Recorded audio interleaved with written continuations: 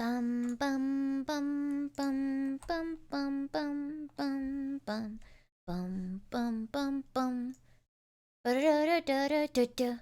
Do do do do do do do do. Ba da da do do do do do do.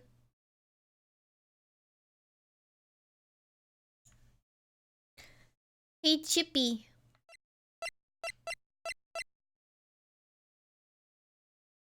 I find ibuprofen helps my headaches, whereas paracetamol tends not to.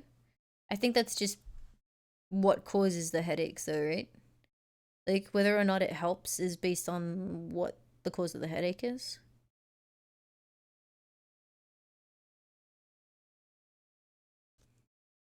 Congratulations on 42,000 followers. Whoa! 420 followers. Haha! That's the drug number. That's hilarious. Alright,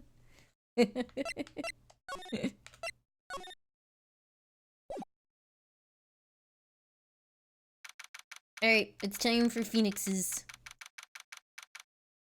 Should I ping the Discord? Because some people aren't interested in Monster Hunter.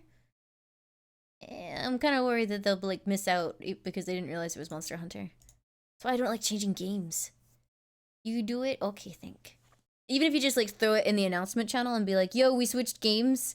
If you want to watch the rest of Phoenix Wright, you need to be in here right now.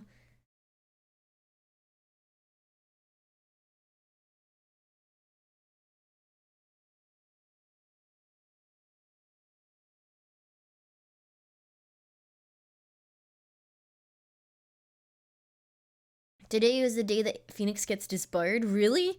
Oh, wow. That's appropriate.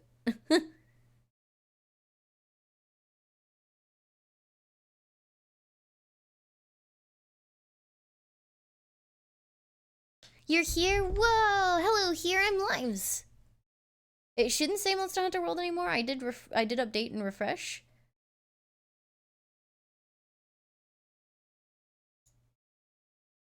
You have something for me, Dave Cap? Is it a puppy? I hope it's a puppy. Okay, we're gonna give it like a minute more for people to get settled. It's a gif. Is it a gif of a puppy?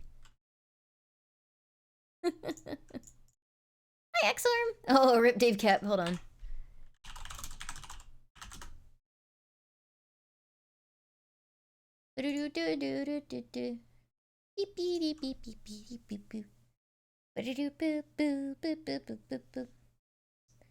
Identical message. Hold on, let me have a look.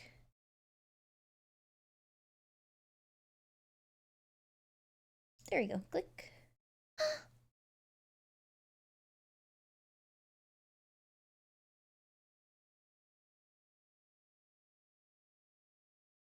They're so cute. Oh, look at him. Look at him. Play with me. Play with me. Oh, wow. Chippy master plan.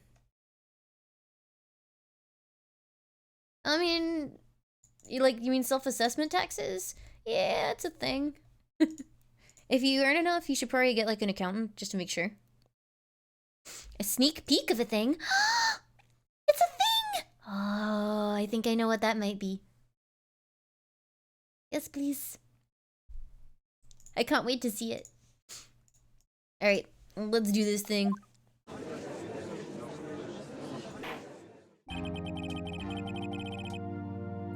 Court is now in session for the trial of Mr. Miles Edgeworth. The defense is ready, Your Honor.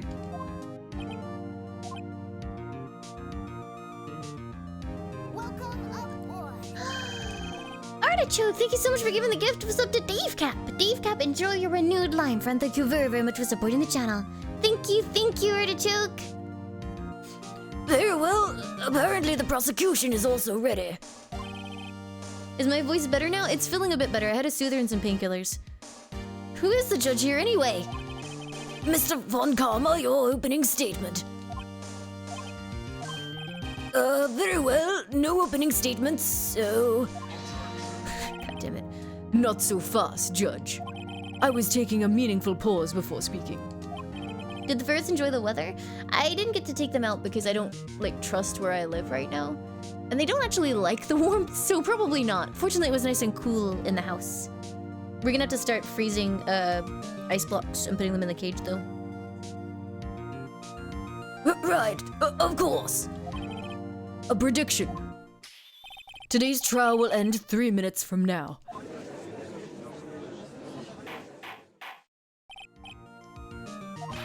Mr. Von Kammer, what is the meaning of your statement just now?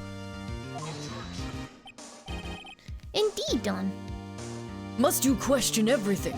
It will be over in 3 minutes. We have no time to waste. I'll call my witness now. Right.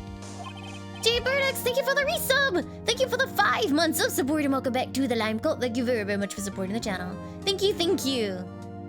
I call my witness, my decisive witness to the stand. It's that mysterious boat shop owner.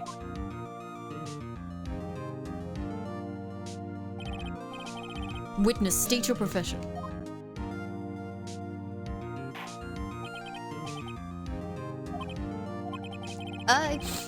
The proprietor of the restaurant, the Wet Noodle at Gourd Lake. And I also rent boats. The night of the incident, you were in the boat rental shop, correct? Yeah, we just started. Yep, I was. Please testify. Wait a second. We still haven't heard who this old guy is. Wait a minute. The witness hasn't stated his name yet. Because I did not ask him, Mr. Wright. I have predicted this trial will end in 3 minutes. Stop asking trivial questions and cooperate.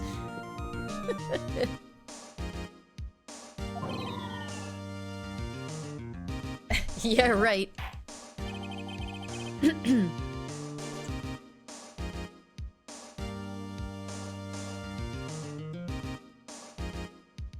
The witness will state his name.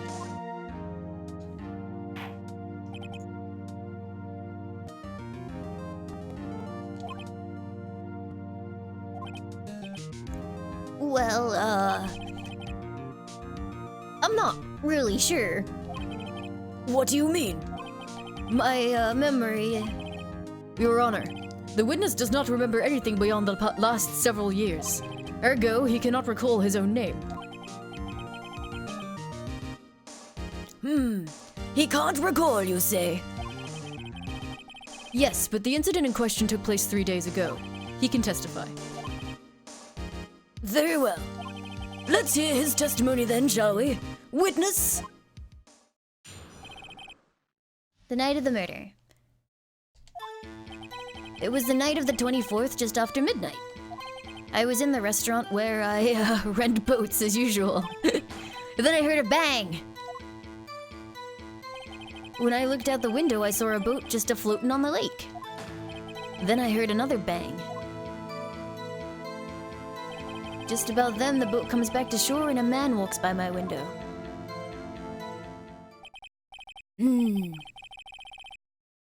One sec.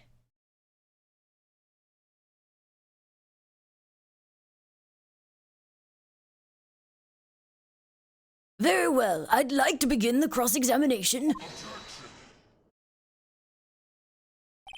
There is nothing to question in my witness's testimony. Ergo, no need for cross-examination. Besides, there are only 10 seconds left before our 3 minutes are up. Judge, your verdict now. Yes. Mr. Wright? I like how you can choose to just be like, yeah, okay. This trial's over.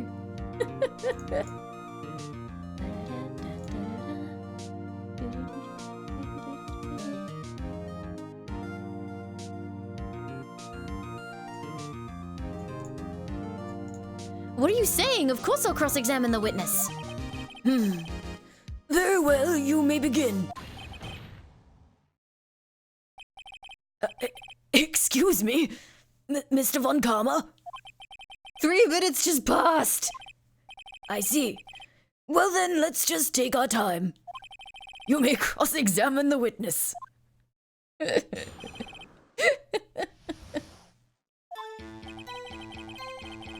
It was the night of the 24th. I'm not even trying, like, if I do 2 crusty voices, I'll die, so I'm just, like, doing his as normal. Just after midnight. I was in the restaurant where I read boats. Let's have a look. Just after midnight, you say? Oh, just around then. Are you sure? Pretty sure, yo. When I talked to you yesterday, you were rather vague about the time. I'm surprised you seem so sure about it today. I asked him and he remembered. Isn't that right?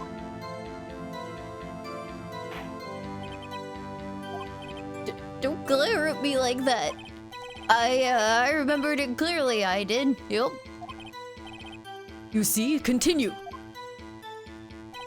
I was in the restaurant where I rent boats. Is there anyone who can verify that? Well, I guess Polly could. That's not good enough for a court of law. Mr. Wright, exactly what's not good enough? Your Honor, this Polly is a parrot.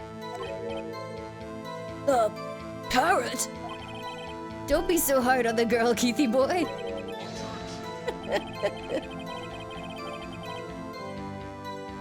The prosecution concedes that we cannot prove the witness was in the shop. Witness, please continue. Then I heard a bang. This is the Switch version, yes. And where did the bang seem to come from?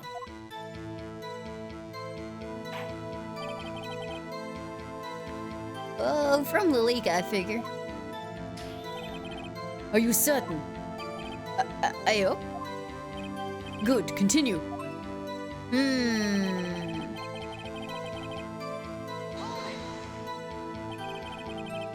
Was there someone in the boat? It was pretty far out there, I couldn't see clearly. But I figure there was 2 men out there, yup. It's your birthday? Is it time to sing the birthday song? But you couldn't see them clearly. Yup. At the time, that is. At the time?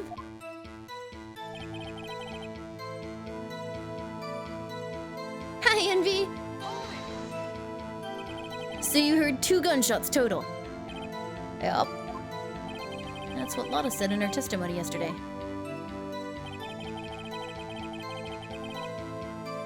Ooh, wait a minute. It's you again? Mewtwo, thank you for the resub! Thank you for the 7 months of support and welcome back to the Lime Cult. Thank you very, very much for supporting the channel. Thank you, thank you! Aw, congratulations, that's excellent. I did have a good week, thank you.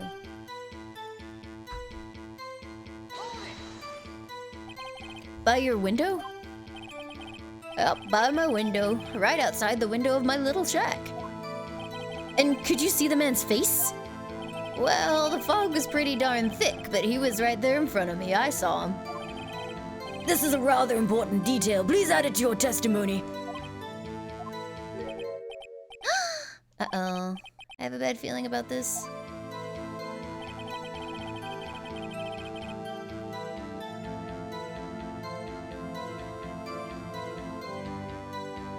That man was a defendant. He was saying, I can't believe he's dead. Are you sure? Uh-oh. Died! Dead certain, Keith. He said, I can't believe he's dead, and he was walking by, too. Witness, are you sure that the person you saw was Miles Edgeworth? It was him! That Edgeworth boy! Oh, he's gone. This sounds like decisive evidence indeed. I see no room for doubt. On karma. He lured me into cross-examining so he could set me up for a full. That face is super fucking creepy, dude. Nick? I don't like the way things are going here. Everyone in the courtroom is glaring at us. I'd better act quick or this trial is gonna be over. Raise an objection. Your Honor, we proved in yesterday's trial that it could not have been Edgeworth who fired that gun. Mr. Wright, are you referring to the fingerprints from Edgeworth's right hand found on the gun, and the photograph showing a man firing with his left hand? Exactly. That is easily explainable. He could have wiped his prints after he fired. You're ignoring the truth of the matter here. Everything in this witness's testimony is true. That's not true at all. I don't think we've ever had a truthful witness. See you later, King Green. Have a good one. The judge is lost in thought. What should I do?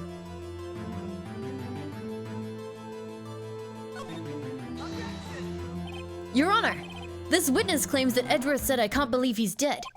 But his word is all we have. If he were telling a lie... Mr. Wright, in a court of law, the evidence tells all. Apparently, you have yet to realize even this basic fact. If you say his testimony is a lie, show us proof. Nick, do we have evidence? It's no good. There's nothing I can do.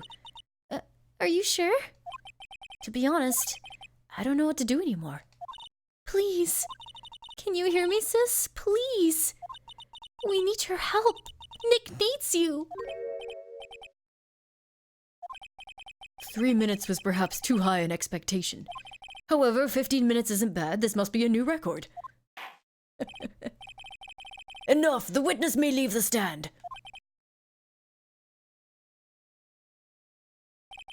This court sees no reason to further prolong the trial, nor is there any need for any more time to decide the case against the defendant.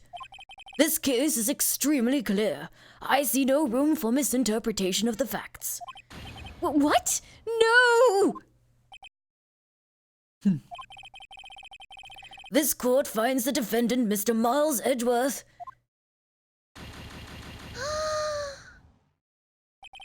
The accused will surrender to the court immediately and be held pending trial at a higher court within a month from today's date. That is all. This court is adjourned. Wait!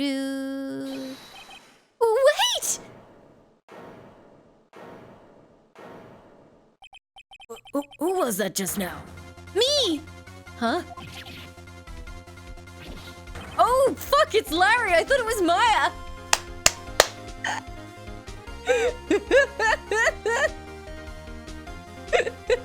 I thought it was Maya fucking saving us again, but it's Larry. Larry? What are you doing here? Listen, you gotta listen to me. I was there in the park on the night of the murder. I wasn't sure about it until just yesterday. But today I remembered it. Remembered what? The gunshot! I heard it too! Order! What is the meaning of this? The verdict has been decided. I call for adjournment. One moment, Mr. Von Karma. So, you say you heard a gunshot? Yeah, I did, a gunshot, that night. I was sitting here in the audience listening to the testimony, and I realized something he said was different from what I remember. Anyhow, I can't just sit here and let you call Angie a murderer. It's just not right. I'll testify, let me testify.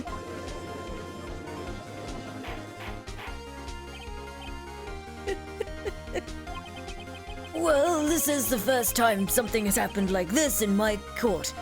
I'm not quite sure how to proceed. Judge, you've already given your decision. The trial is over.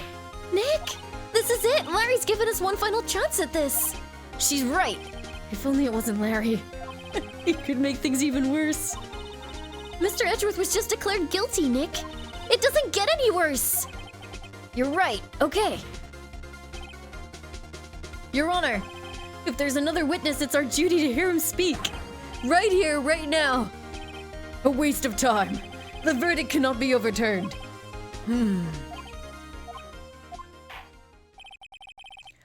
Allow me to speak my opinion.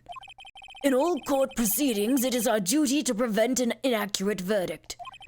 In order to make sure no mistake has been made, every witness should be heard. What is this? I withdraw my previous verdict of guilty.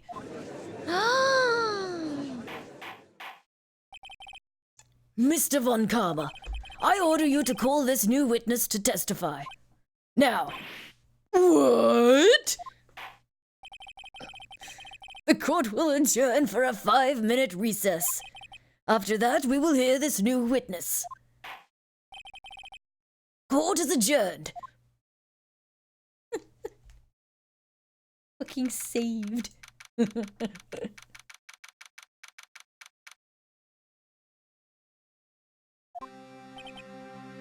Phew.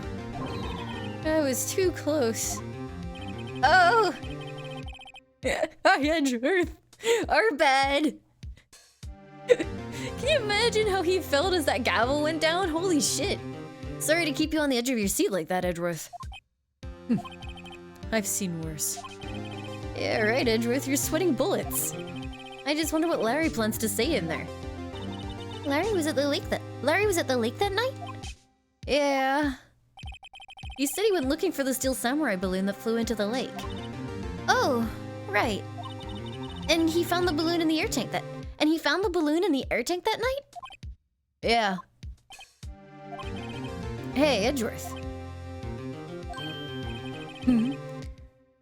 You say something, right? Yeah, a lot of things. You seem out of it. What's wrong? It's nothing. Mr. Edgeworth? There's something I've been meaning to ask you. What's that? Why are your fingerprints on the murder weapon? Oh.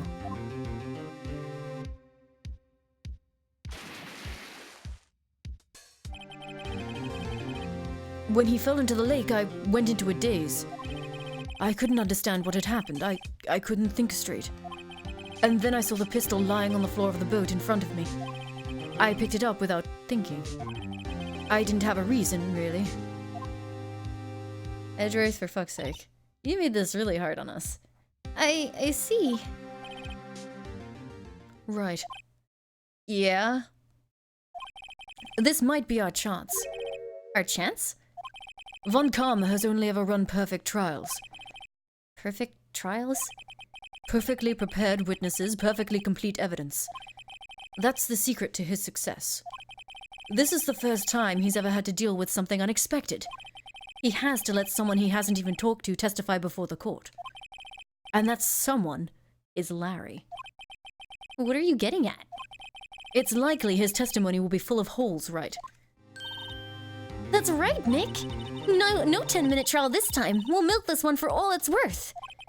But wait, if he's lying for us, do we really want to kind of pick apart those lies? Because then it becomes super obvious that they're lies and the previous testimony was declared as true and that implicates Edgeworth? Okay, whatever. Hey, it was 15 minutes! 15! Everything's on Larry now.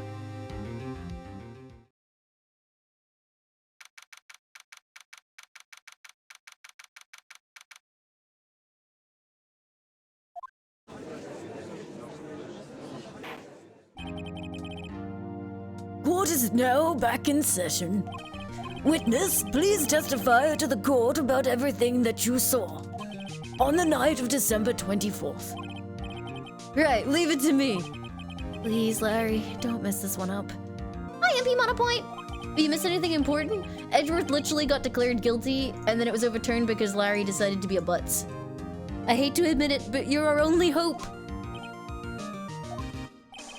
Von Karma didn't even have time to prep his witness. I just hope Edgeworth is right about this being our big break.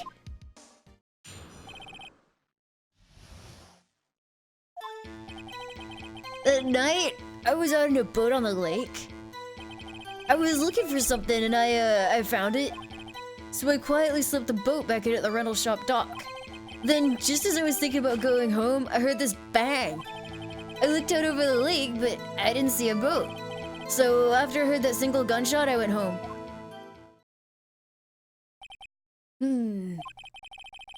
That was an unusually vague testimony, even for this court. In any case, Mr. Wright, you may begin your cross-examination. Yes, Your Honor. What's wrong, Nick? It's Larry. I have no idea what he's gonna say if I press him. I'm a little scared. Well, we've come this far. There's no way to go but forward, Nick.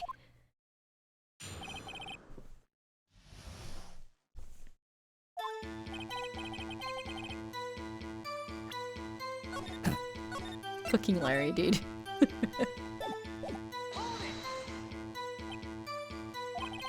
Something wrong, Mr. Wright? There were so many things wrong, I don't know where to begin. Well, okay. First of all, what time was it? Oh, it was after 11 when I went out on the boat. By that time, everyone had gone home for the night. So I waited until the coast was clear, so to speak. And why were you out on a boat at such a late hour?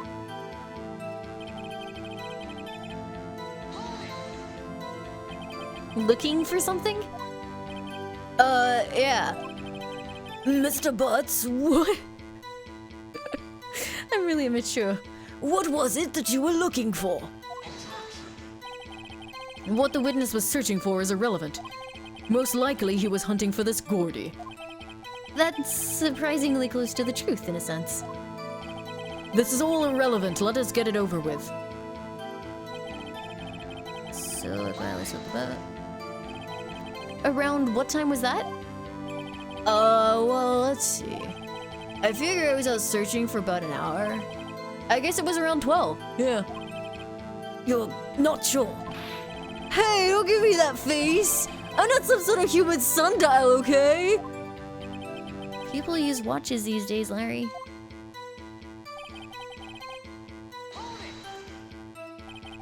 Where did the sound come from? Yeah, well, I wasn't too sure about that. I looked around, you know. Did you look at the lake? Yeah, I looked.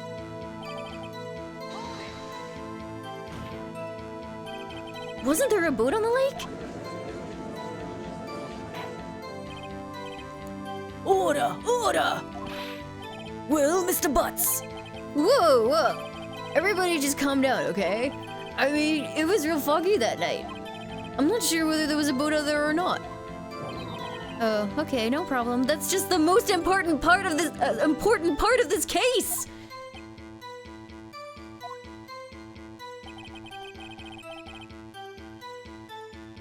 I need to hydrate. Can I have some sips in the chat, please?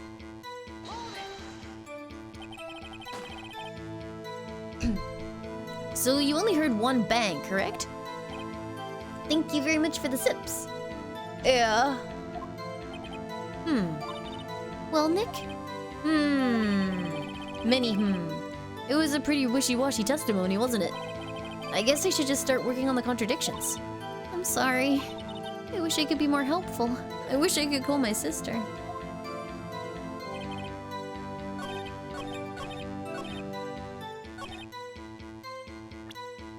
The wording on that's so suspicious that even if you hadn't been paying attention...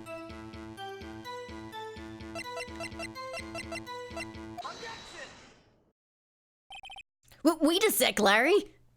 What? You only heard one bang, you're sure? That's what I said. But Miss Lotta Hart testified yesterday that she heard two bangs.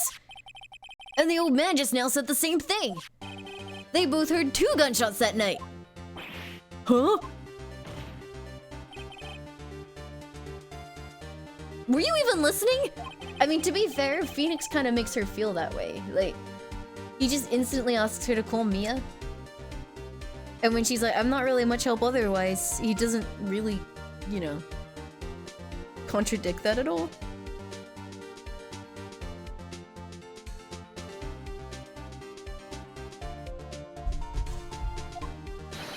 Yo, Nick, please! Huh? You know, something's been bothering me.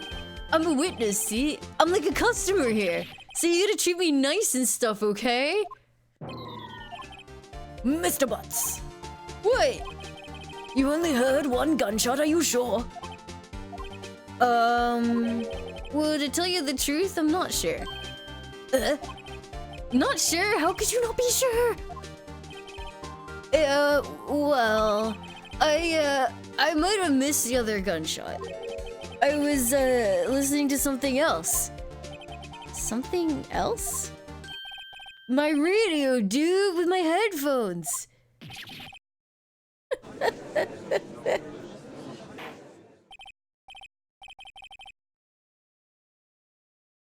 Order, and stop that booing.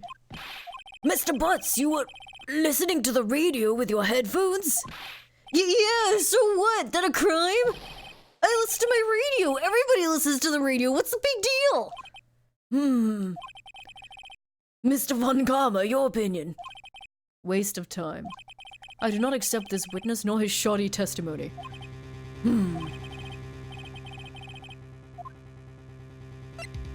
Continue! Your Honor, please allow the witness to continue his testimony. Nothing is more pitiful than a lawyer who doesn't know when he's lost. He had his AirPods in. Very well, Mr. Butts. Please give your testimony and be sure to include details like your radio. Right, leave it to me. I wouldn't if there were any other way out of this, believe me.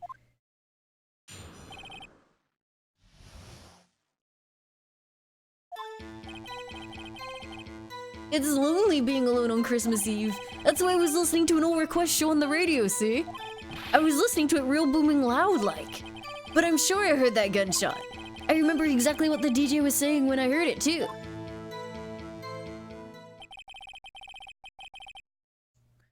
You were listening to your radio at a high volume? Yeah, what's the big problem? Can't a man listen to his radio in peace? Isn't this a free country? I truly believe Larry has no idea what the problem here is. Judge, can you believe a word this witness says? What he heard was probably nothing more than a drumbeat from the radio. True enough, it is difficult to believe this testimony. Wait, Your Honor! The witness says he remembers exactly what the DJ said when he heard the gunshot. Excuse me? DJ? An announcer, the guy who says things on the radio. Anyway, what this means is when he heard the sound, no music was playing. The DJ only talks between songs, so he could have heard the gunshot from the lake.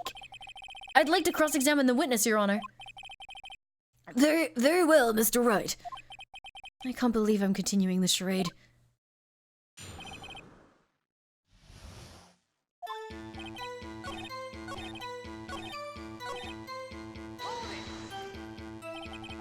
What did she say? Mr. Wright, please cease these pointless questions. What possible good could knowing what a radio DJ said do us? Indeed, Mr. Von Karma has a point. I'll allow the question only if you see some reason why we should care. We should care, Your Honor. Of course we should. Why? Well, how do you know if we don't ask? Fine, very well. That should flew. Thanks, Judge. Mr. Butts, please testify to the court. What was the radio announcer saying when you heard the gunshot? Just when she said, hey, it's almost Christmas, I heard the gunshot. Got him. Mother heckin' got him. I think it would be this one, right? It would either be that or Lotta's testimony, just after midnight. I think either one would work. Wait a minute. It's you again.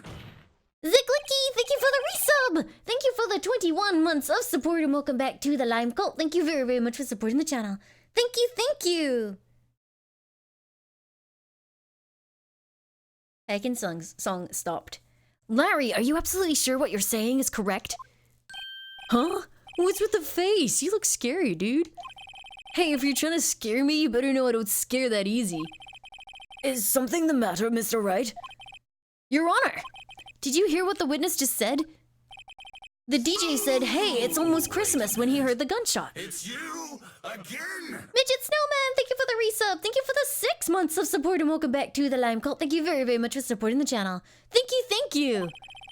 Indeed, and... Almost Christmas means it wasn't Christmas. Do you realize what this means?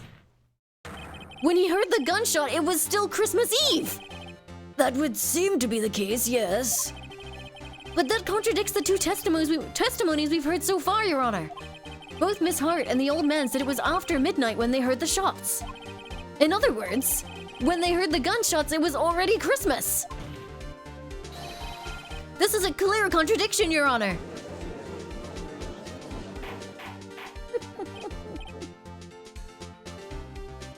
Order, order! What does this mean? The two prior witnesses heard gunshots after midnight. However, this witness says he heard a gunshot before midnight. Judge, the answer is simple. The current witness is plainly mistaken. Just look at him, suspicious. What? Well, Mr. Wright, what do you think about Mr. Butts' claim that he heard the gunshot before midnight? He's right. If I said he was wrong, that would be the end of the case. Larry's not mistaken, Your Honor. He heard that gunshot before midnight. Intriguing. I'm assuming you have evidence for this wild claim. Show me evidence there was a gunshot before midnight. And now we understand why this thing fucking fired 3 times. I actually remember the very first time I played this case, I kept pulling this thing up when everyone was saying it was 2 shots. And it was like, no, that's not evidence, you're wrong.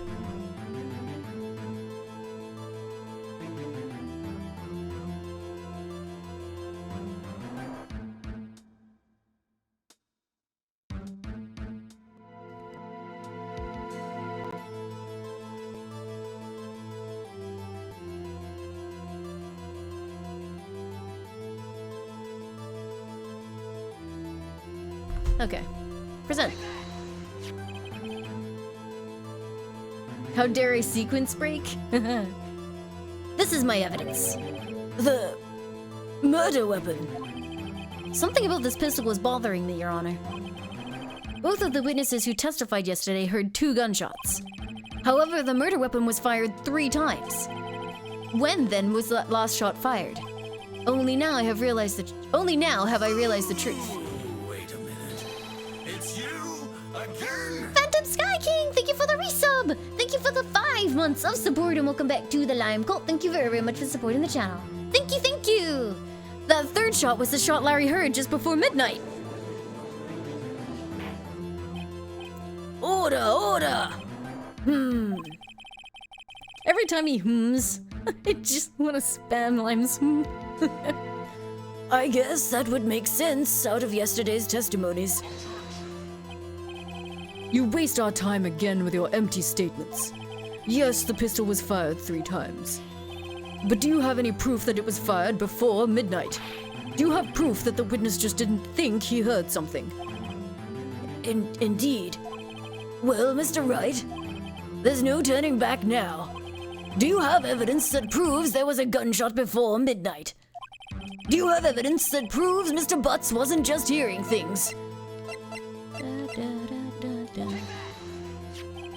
Look at this photograph! This was taken by our witness yesterday, Miss Lotta Hart, with her automatic camera. The timestamp on the photo reads December 24th, 11:50 p.m. I don't know why, but the judge saying oh yeah sounds super confrontational. Like, oh yeah? But there's nothing on the lake in this picture.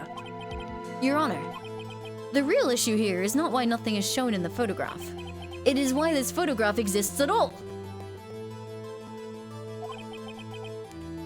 What do you mean? Your Honor, this photograph was taken by an automatic camera. That camera was set to go off in response to loud noises. Aha! Correct. There was a loud noise on the lake at 11:50 p.m. This is why the photograph was taken. In other words, there was a gunshot at the time that Larry claims.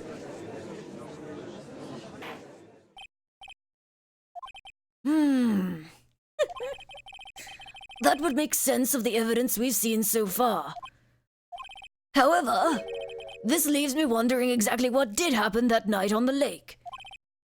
Exactly. If this is true, then there were 2 sets of gunshots separated by 25 minutes. One at 11:50, another at 15 minutes after midnight. Why, I ask you, why? I'd better think of something quick. Wait a second. Gunshots separated by 25 minutes? What's wrong, Nick? I have it! I have it! Huh? Remember the case with the Steel Samurai? Huh? Yeah, of course I remember. It's the only case I've ever worked with you. The murderer in this case had the same idea as the murderer in that case. What do you mean? Maya? Yes? Wait a minute. If we don't figure this out now, we'll never overturn Edgeworth's guilty verdict. Tappy Papa, thank you for the resub! Thank you for the 52 months of support and welcome back to the Lime Cult. Thank you very, very much for supporting the channel. In the chat? I'm sure we can manage that. I've got a hunch and I'm gonna run with it. Right, I mean, is this safe? Safe? We've already gotten a guilty verdict. We have nothing to lose. You just watch and let me know if I say anything that sounds fishy, okay? Right, Nick. Your Honor. Yes, Mr. Wright? The testimony just now has cleared up this entire case.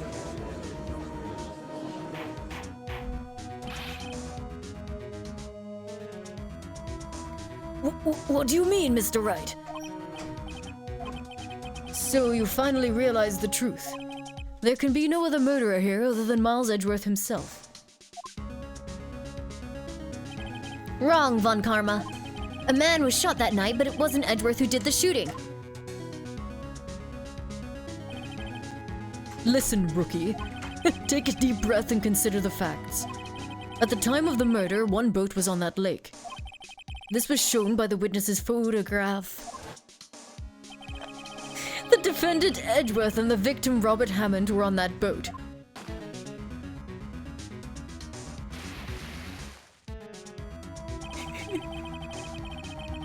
There was a gunshot fired on that boat and Robert Hammond fell into the lake. The distance of the shooting was 1 meter. It couldn't have been suicide. Well, the guilty party has to be the other man on that boat. I admit it is hard to imagine any other possibility. Yes, but this assumes that the victim was shot at 15 minutes after midnight. What do you mean by that, Mr. Wright? We have photographic evidence of the time of the shooting. The timestamp on the photo says 15 minutes past midnight. But Larry heard a gunshot 25 minutes before that. Robert Hammond was killed then, 25 minutes before the shot on the lake. That's the only way Edgeworth could be innocent. Mr. Wright, are you quite mad? Explain who the 2 men on the boat are. Edgeworth and the murderer. That's the only one that makes sense, right? Because Edgeworth was definitely on the boat because of the testimony that the boatkeeper gave. It can't be Edgeworth and Hammond because that's what we just contradicted. And the murderer in Hammond wouldn't work because Hammond's dead by this point. So Edgeworth and the murderer. Of course, it was Edgeworth and the murderer. After the murderer killed Robert Hammond at 11:50, He assumed the guise of Mr. Hammond and met Edgeworth. What? Are you serious? Yes, Edgeworth won't tell us why he went to the lake that night. However, I have a hunch. That night, Robert Hammond called Edgeworth to the lake. Now, Edgeworth didn't know Robert Hammond's face that well. That's why he didn't suspect anything when the murderer took Robert Hammond's place. I'm not sure what to make of all this. Ludicrous. Mr. Wright, tell us the name of the murderer then. The murderer's name? Right, it's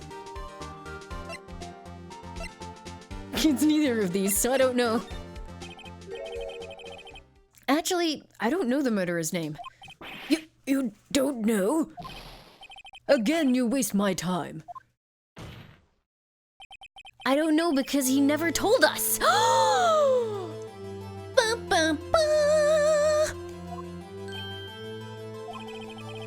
The murderer is the caretaker of the boat shop, that old man. At 11:50, he was the one who killed Robert Hammond. The caretaker of the boat shop? Where did he do this? There weren't any boats on the lake then. Why would he have to go all the way out on the lake just to shoot someone? May I suggest that the real scene of this crime was not on a boat? What? Well then, where did the murder take place? Show the judge where the murder really took place. Boat shop. Here, of course, the boat shop where he lives. That way he could meet with the victim without anyone seeing.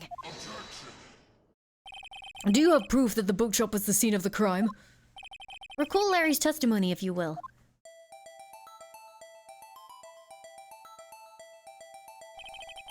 That night he was out on the lake in a boat searching for something. He finds it and returns the boat. Then, just as he's starting to head for home, he hears a gunshot. He heard a gunshot, Your Honor! A gunshot!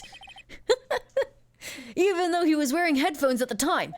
In other words, the gunshot was very, very close by. And where would that be if he had just returned a boat? The boat shop.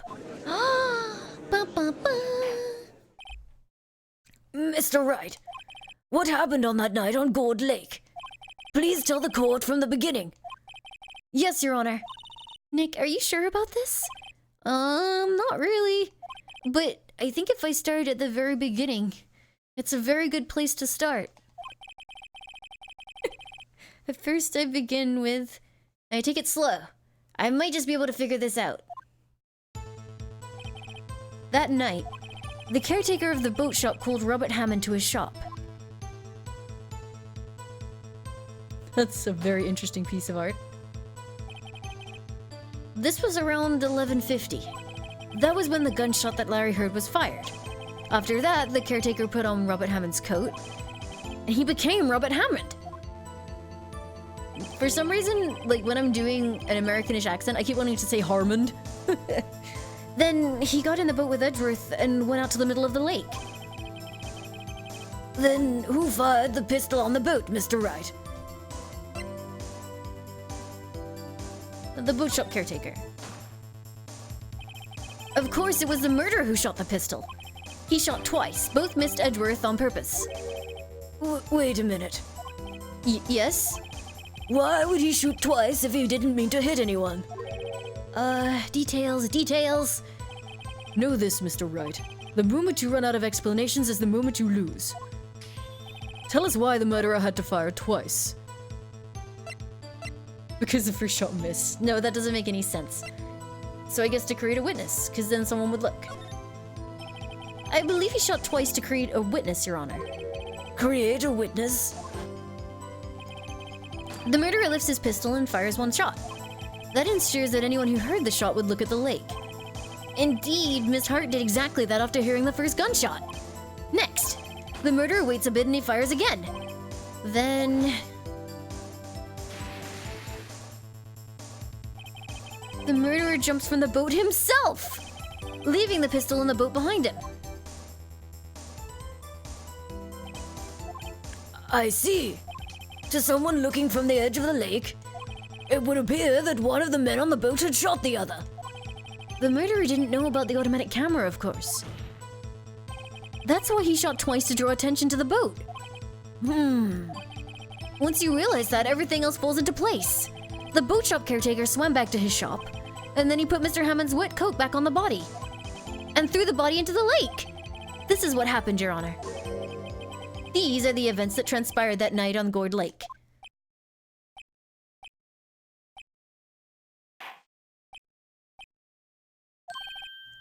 Bailiff, bring out the witness from before. The boat shop caretaker, quickly! ...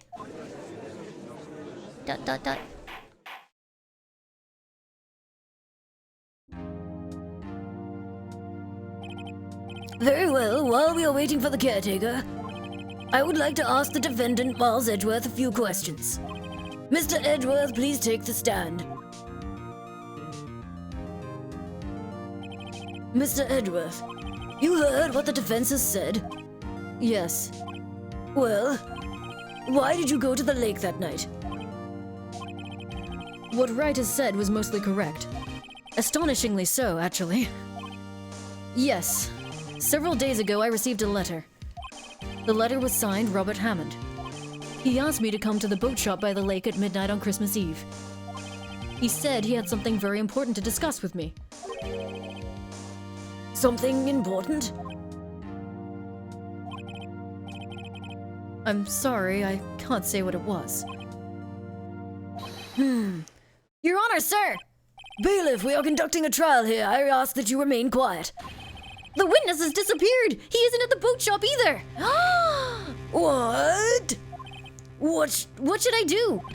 Find him, quickly! We cannot allow him to get away!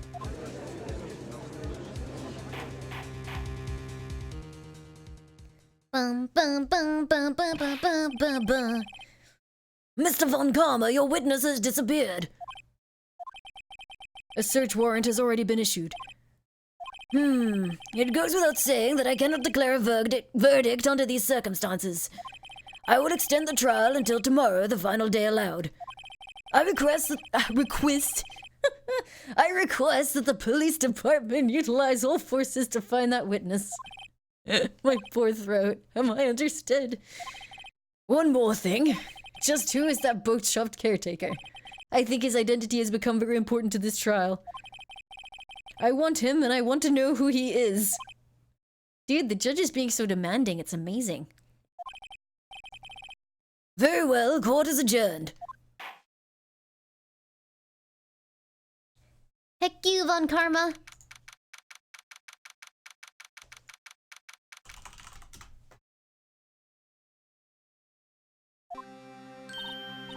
Yay, Nick! Oh my goodness, you did it! Yeah, well, at least we got out from under that guilty verdict. And what about Larry? Oh my goodness, that was something else. Even Von Karma didn't know what to do with his testimony. Larry really helped us out. Sure, once I sifted through his unique testimony. Still, he did save us. I just wish our cases weren't so down to the wire all the time. I know what you mean. Sometimes I feel like it's just us on trial instead of our clients. Hey, Edgeworth. Mr. Edgeworth? Did you say something? Don't look so pained. I mean, it looks like you're probably gonna get off the hook. You could try to smile just a little. Relax. I'm sorry, but I fear it's not over for me yet. What do you mean? Right. There's something that's been troubling me for a long time now. And I don't know whether or not to tell you. Edgeworth? No, there's so little time left. I want to tell you to get it off my chest, but...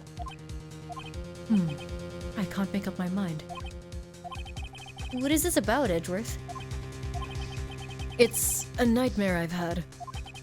A memory of a crime that I committed. A crime you committed? A memory of a murder. Bum, bum, bum.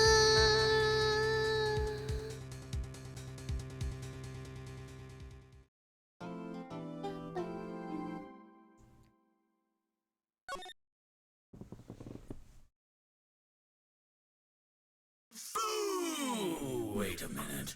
It's you again? Captain Fawful, thank you for the resub. Thank you for the 2 months of support and welcome back to the Lime Cult. Thank you very, very much for supporting the channel. Thank you, thank you. Sorry, I needed a lip balm. It's very important to keep your lips moist when you're voice acting, chat.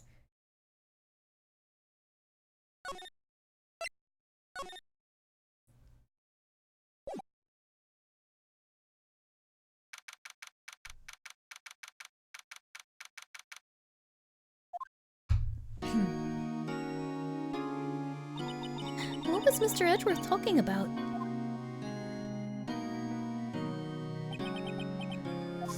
Memory of murder. Wait a minute. It's you again? PM Virus, thank you for the resub. Thank you for the 10 months of support and welcome back to the Lime Cult. Thank you very, very much for supporting the channel. Oh, no, of course. You don't have to talk. I'm happy if you talk, if you don't talk, if you lurk, if you don't lurk, it's all good with me.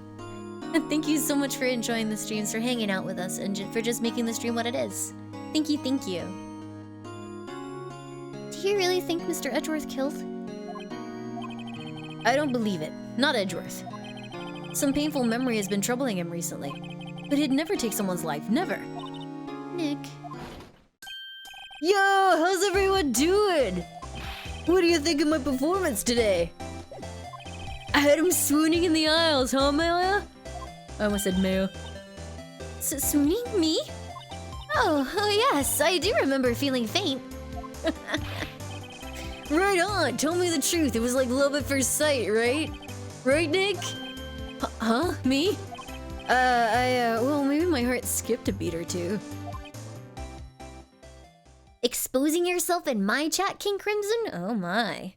Oh my. I think you could do better than that. Come on, I saved Edgeworth in there, dude. Edgy. You guys should be bowing before me. Yeah, bow before your hero. Larry, you really helped us out in the trial today. You did! If you weren't there, Larry, I'm sure Mr. Edgeworth would have been found guilty. I mean, he literally was. But seriously, Nick, that boat shop caretaker guy is pretty suspicious. But Edgy ain't off the hook yet. Way to spoil the mood, Larry. Hey, I'm just a guy sitting in the audience, you know? But from where I was sitting, Edgy seemed pretty edgy. I mean, can you really know he's telling the truth about that night? Nick? I don't know. But what I do know is, I'm gonna believe in you two until the end. Us two? Edgeworth and who else? You mean me, right? No, it means me, right, Nick? Yeah, you, Larry. Not me? But why you, Larry? Huh? Actually, yeah, why me, Nick? Huh, enough with the silent I've come up treatment. with a new recipe. Won't be able to catch Strand. Have fun. Oh my goodness. Camillus, thank you so much for the 1337 bits. Holy heckaroni, thank you so much. That's very, very kind. Thank you very, very much. No worries. I hope you have a lovely evening. Nick, why do you trust Mr. Edgeworth so much? I mean, he's changed recently, true. But when we first met him, he was kind of a jerk, don't you think? You didn't know him back then. Back when he wanted to become a defense attorney. Wait, was that when you two were classmates? Yeah, in grade school. They saved me, Miles and Larry. They saved me and I'll never forget it. That's why I became a defense attorney, you know. What? Hey Larry, what's he talking about? Huh? Sorry, I kind of forgot. Okay, Nick, out with it. I'm gonna hear this story today and that's final. Okay. It's kind of a long story, so hang in there. It was the very end of 3rd grade. I was on trial. A class trial. A class trial? You remember, Larry? Spring, end of 3rd grade? A kid in our class got his lunch money stolen. Lunch money? Our school was really small. Every month, kids would bring in an envelope with money for lunch from home. Ah, I see. Anyway, this kid's envelope disappeared with $38 still inside. Oh, yeah, now that you mention it, I do remember that. I can see why you'd forget, though. You were out of school that day. Anyway, the envelope had been stolen during PE class. I was coming down with a cold, so I'd skip PE that day. I was the only one not in class. So, they thought you did it? Yeah, those kids in class said I should be put on trial. Trial? So the next day we held a classroom trial with me as the defendant. I didn't do it! Guilty, he did it! Guilty, it was you! Thief! Give the money back! You're such a meanie! No one play with him! Just admit you did it! You can't hide the truth! We're not gonna play with you anymore! Yeah, no borrowing my eraser! He shouldn't be allowed in the relay race! Give me back my 50 cents I loaned you! Holy shit! Now, Phoenix, you know you shouldn't steal people's money. It's not right. In the end, even the teacher thought I'd done it. Go over and apologize, Phoenix. I didn't know what was happening. I thought it was gonna be the kid Phoenix speaking. I was so sad and I couldn't stop crying. Everyone was staring at me like I'd done it. I tried to apologize. I went to where the boy whose money had been stolen was sitting. That's when it happened. He shouldn't have to apologize. The only thing that belongs in a trial is evidence. Anything else has no place. You should all be ashamed, amateurs. Miles? It wasn't you who stole my money, was it? No. Then you shouldn't apologize. Everyone's been shouting that you did it, but no one has any proof. That is why, Your Honor, this boy is innocent. But Miles, it was your money that was stolen. Yeah, he did it. He's the one. We don't need proof. Make him say he's sorry. Well, you will just shut up. This is always how it is, everyone ganging up and picking on one person. Just think how he feels. He said he didn't do it, so he didn't do it.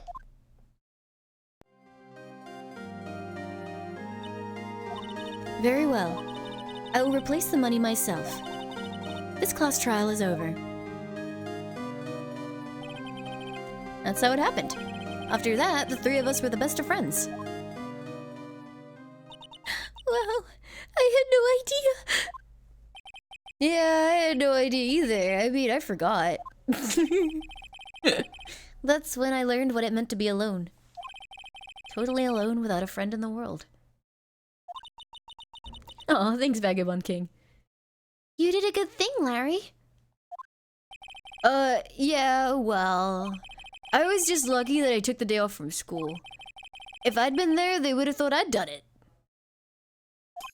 So I took it kind of personally, see? When something smells, it's usually the butts. Anyway, Edgeworth and I talked after that class trial. That's when I heard his father was a defense attorney.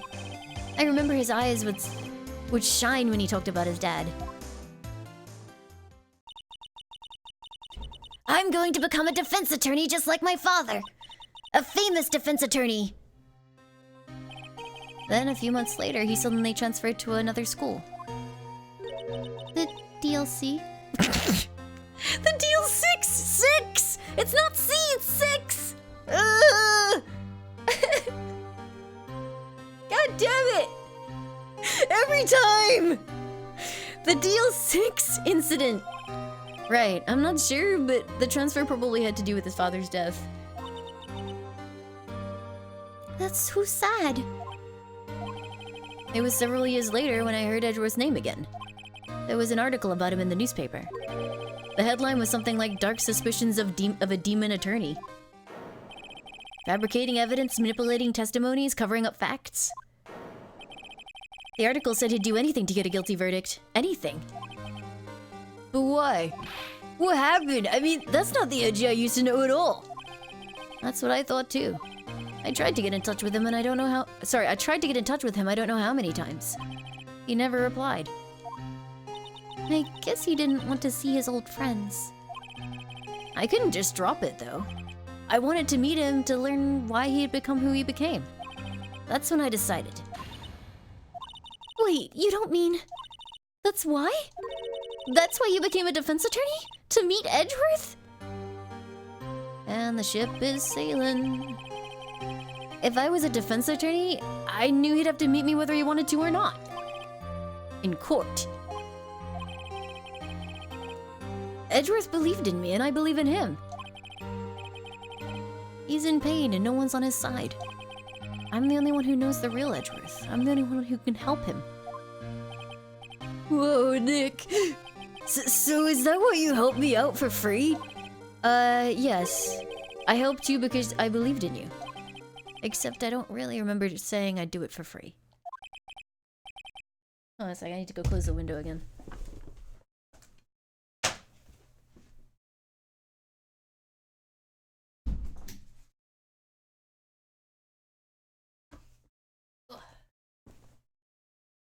The ship is too powerful. There are so many cannons. At least 6 sails. It's ridiculous. Nick, we have to save Mr. Edgeworth if it's the last thing we do, okay? Right. It very well may be. First, there's that rental boat shop caretaker. We need to find out who or what he is. I'd settle for who. I guess he can clean out some of this evidence I no longer need. Okay, let's go. I'm starting to stumble over my words. Getting tired. Hi,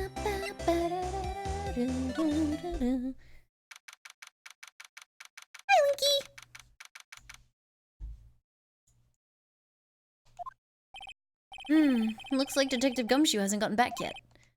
Gumshoe? He won't be coming back today. Oh, really?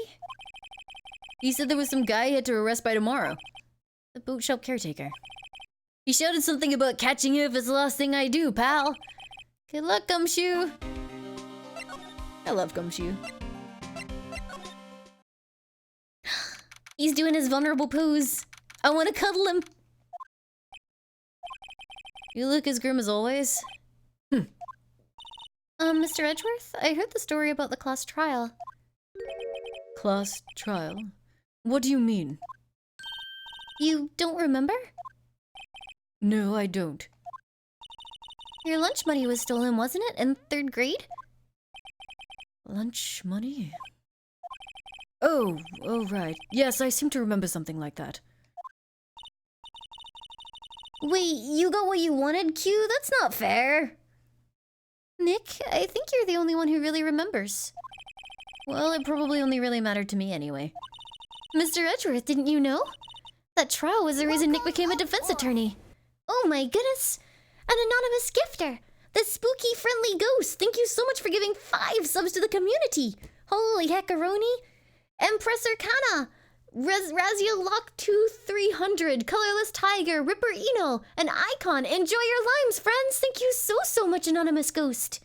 Thank you! That is very kind. Thank you so much for supporting the channel.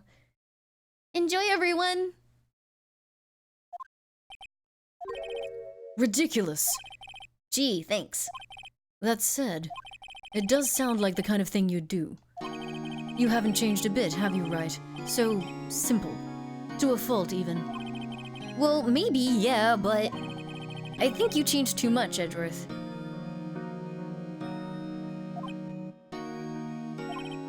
Perhaps.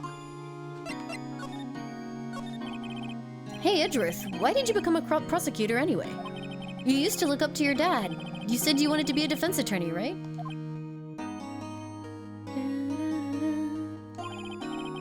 I couldn't let myself deny reality like you. what do you mean? My father was taken from me and you want me to defend criminals? I'm sorry, Wright, but I'm not that good of a person. One suspect was apprehended in your father's murder, right? Yes, the man trapped in the elevator with my father. His name was Yanni Yogi.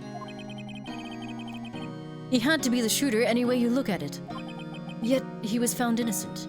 That defense attorney got him off the hook. That would be Robert Hammond. On that day, 15 years ago,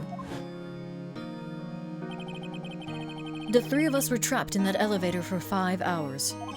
When we were rescued, we all suffered oxygen deprivation. I had lost all memory of the murder.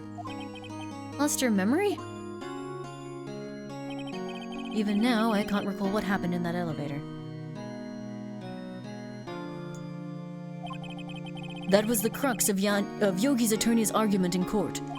He claimed Yanni Yogi had not been of sound mind due to the oxygen deprivation. Yogi was released due to a lack of evidence. Innocent.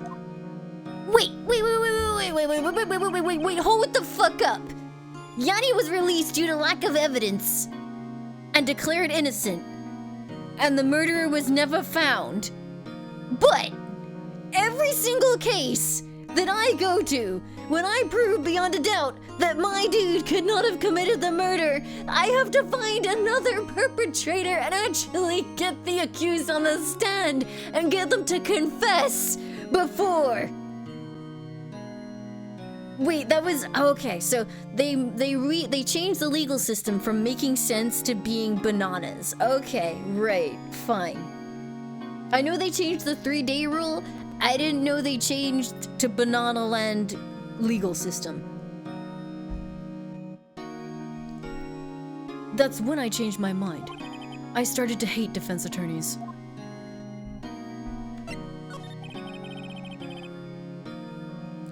What's your relationship with Von Karma? He's my teacher and a man who deserves respect. I learned everything I know of courtroom techniques from him. So he's like my sister was to you, Nick. He is a perfectionist in all things. In court, in his personal life, he is obsessed with doing everything perfectly. Perfectly, huh?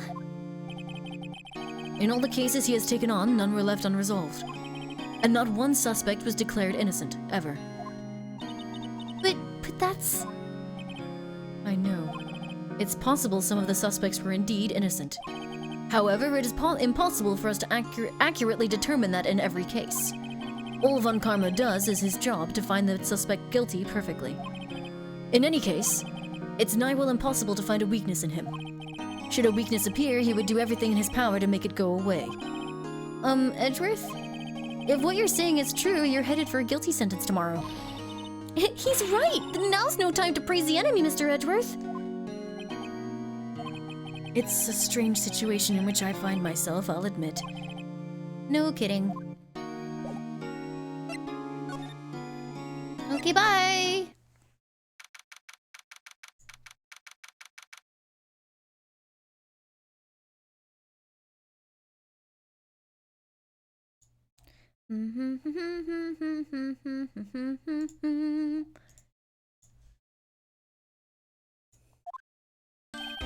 Hey pal, long time no see.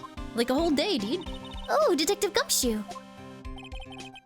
Close one today, huh? I got so worked up I snapped my tie in half. Sorry about that. No problem, pal. Thanks to you, we now know who really did it. You mean the boot shop caretaker? Look, I'll make you a promise. I'll have that scoundrel in my custody by trial time tomorrow. Come what may, it's my duty to you as a police officer. Now, I'm off to catch me a criminal. Bye! Detective Gumshoe sure is active today. Oh, one other thing! No one can go into the woods today. The woods? Where Lotta was camping? The woods are off limits to camping, and apparently the park ranger found out. He got pretty mad. No one can go in for a while. I guess Lotta's in a lot of trouble. Anyway, I'll be seeing you tomorrow. Bye! So did he go home and fetch a spare tie, or did he have one in his pocket or something?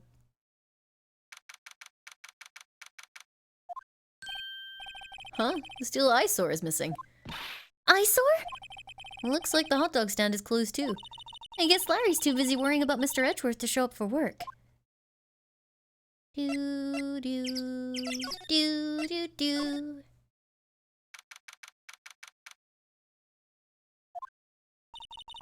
Little caretaker got away.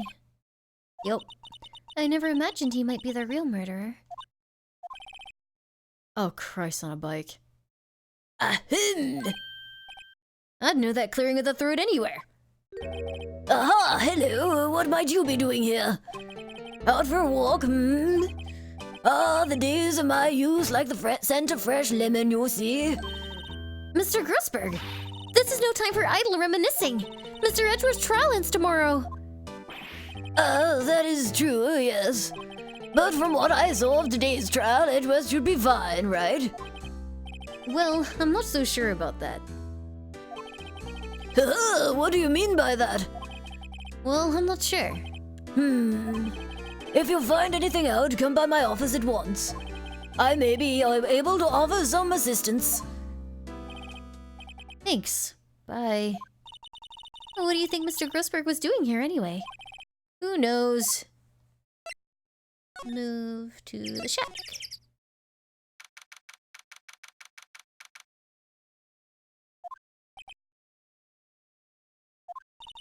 Nobody's home. Hello, hello. I'm so tired. I'm so tired. Hey, it's Polly! I wonder where your owner's gone, Polly. Hello, hello, Squawk. I can't believe he'd run off and leave his poor parrot to fend for herself. Squawk. I'm stumbling over so many words because I'm really tired and my throat hurts. Ugh. Blech. Oh, we can do the safe now. Touch it. That reminds me, Nick. Polly here knows the number to the safe, right? Yeah, that's right. Polly, what's the number to the safe?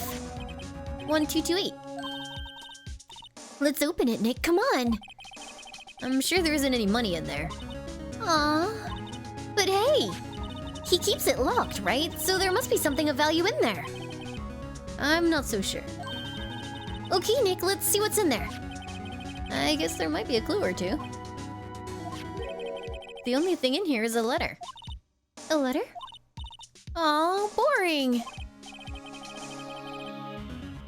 There's no name or signature on this thing. It's handwritten in very precise, clear letters. Get your revenge on Miles Edgeworth. Edgeworth! Nick, why would Mr. Edgeworth's name be on here? How should I know? I'm gonna read the whole thing. Get your revenge on Miles Edgeworth. It also says this is your last chance. Now is the time to get revenge on the two men who ruined your life. The rest of the letter goes on to describe the murder plot in detail. How to kill Robert Hammond, how to frame Edgeworth, pulling Edgeworth out to the lake, getting on the boat, firing twice. This is exactly what I figured out today in court. It's all here in perfect detail. I mean, it was locked in a safe. What do you think it means, Nick? I don't know, but it looks like these are instructions for that caretaker. When he killed Robert Hammond and called out Edgeworth, he was following instructions. But who could have written that letter? And what does it mean, get revenge on Miles Edgeworth? Look, I don't know, okay? But one thing's for certain. This letter is an amazing clue. I don't know.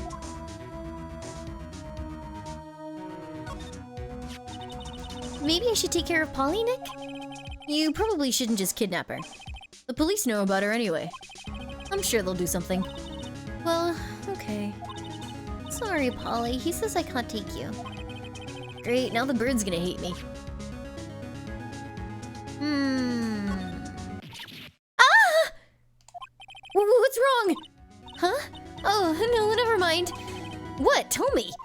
Just when I saw the TV, I remembered. They're showing a Pink Princess special this week. Oh. See, that's why I didn't want to tell you.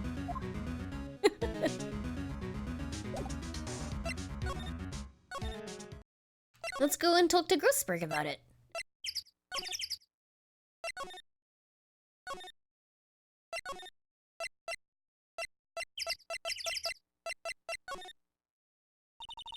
One day left, Nick. Yeah, I know. Well, no time to waste. Let's get going.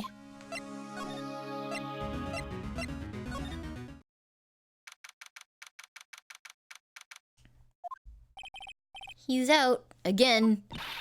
When does he work anyway? Now, don't be too harsh. Guess we'll have to come back later.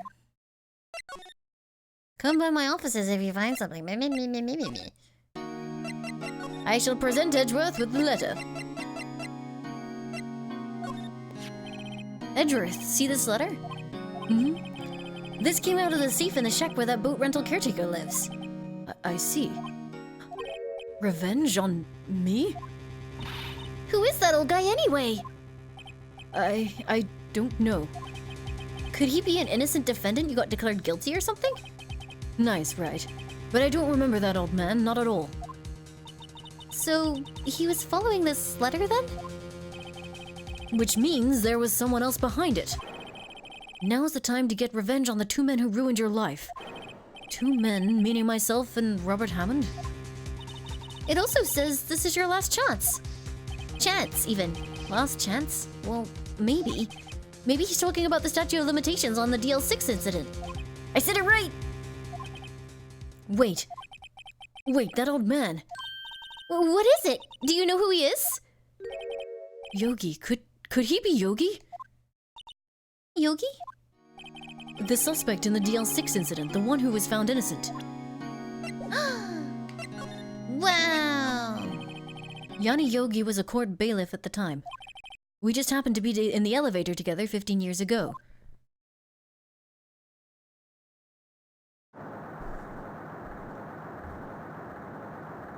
Hold on a second, we're gonna do something.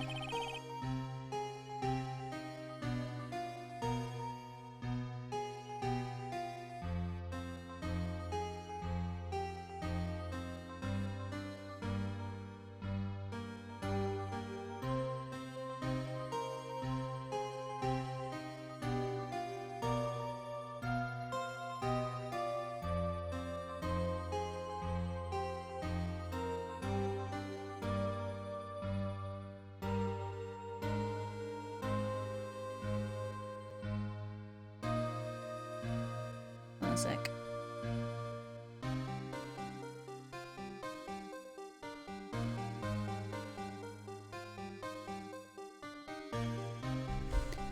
The quake was incredibly strong.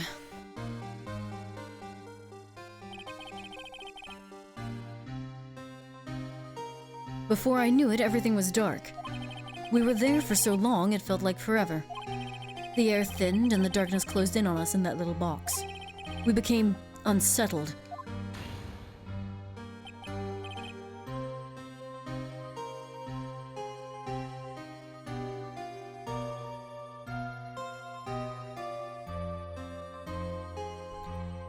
Help! I can't breathe! Quiet! I said quiet, you're not making this any easier. I want to get out! Help! Get us out! Don't shout, you'll just use up more oxygen.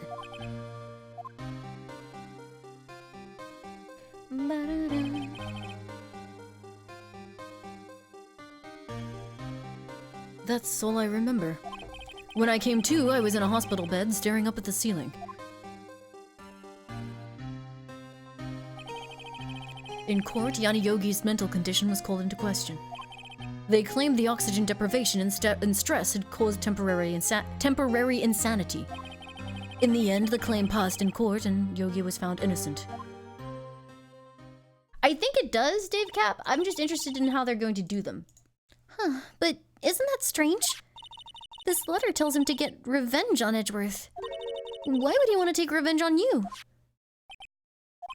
Right. Yeah. There's something that's been troubling me these last few days. I didn't know whether or not I should tell you.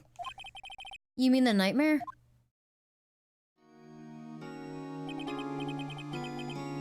Yep, a memory of a crime, a murder. Cool, you're in HD. Thank you for the sub. Thank you for the support. Welcome to the Lime Cult. Enjoy your new lime friend. Thank you very, very much for supporting the channel. Welcome aboard. Thank you, thank you. I think the time has come to tell all. Uh-oh. Nope, fuck.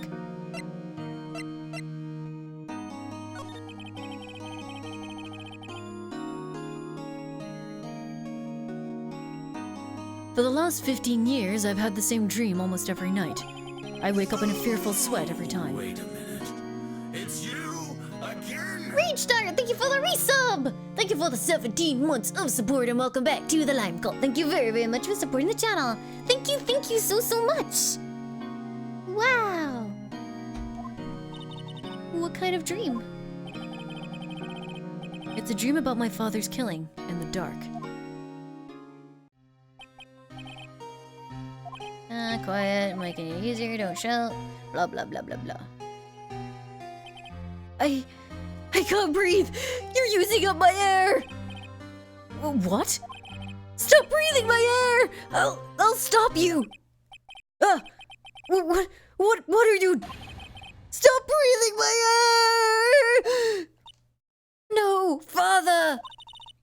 He's attacking Father! Then I see the pistol lying by my feet. I don't know if it was evidence from that day in court or the bailiffs. In a daze, I pick up the pistol. Get away! Get away from my father! Bing.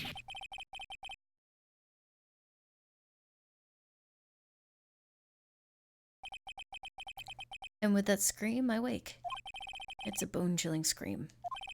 A scream that has rung in my ears for the past 15 years. But that's just a dream, right? Right?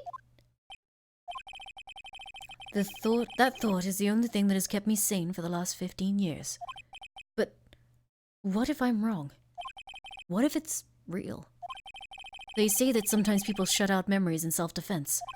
Maybe it was I who killed my father. What?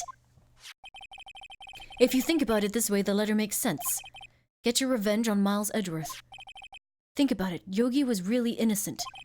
That's why he wanted revenge against me. Wait, Edgeworth, you mean...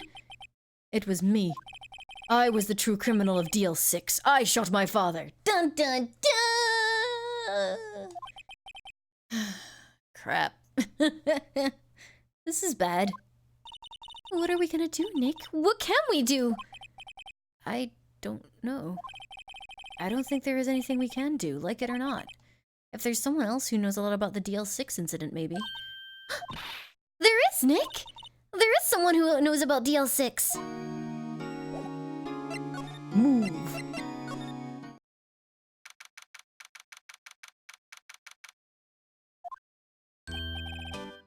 Mr. Grossberg. Oh, hello there. What's wrong? You look troubled. No kidding! I can't believe you're not! My. Just calm down and tell me what's happened, hmm? It's Mr. Edgeworth! He... Painting got stolen by Red White. I see. So Edgeworth dreamt he shot his own father? It's only a dream! It's only a dream! I wonder. What? If that's the case, then why do you two look so troubled, hmm? Well... Also consider this. Yogi quite certainly holds a deep grudge against Miles Edgeworth. So deep he'd want to frame him for murder.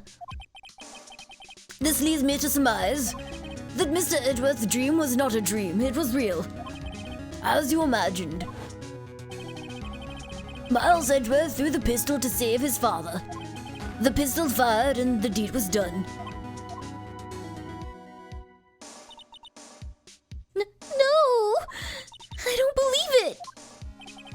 Yogi was suspected of murder and his career as a bailiff was irrecoverable.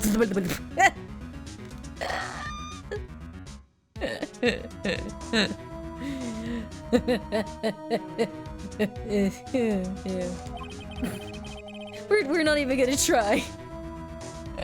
Hi, Lazy Tiger Twitch, how are you? Words are hard. Words when doing a weird, like, blah blah blah voice as a portly old man are harder.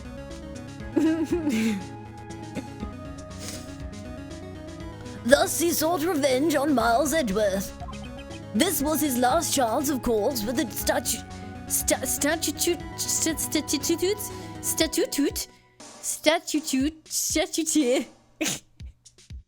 of limitations so close. Help. I want out! I'm done! Let me go!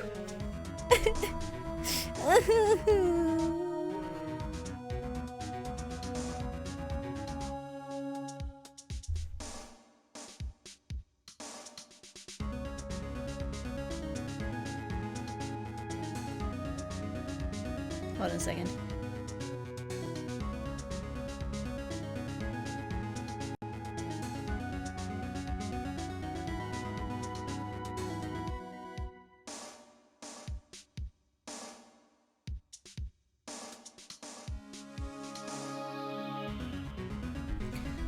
What do you know about Edgeworth's father?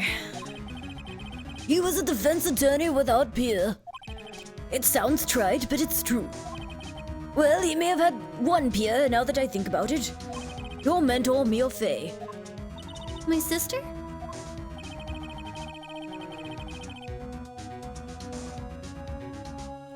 Gregory Edgeworth was very disapproving of Mr. Von Karma's techniques. That's no surprise. Von Karma is an extreme man. Forged testimonies and evidence are nothing to him. The result, he has a perfect win record in court. To beat him, Gregory Edgeworth tried to call attention to his methods. And? He lost. And died in despair, as it were. I see.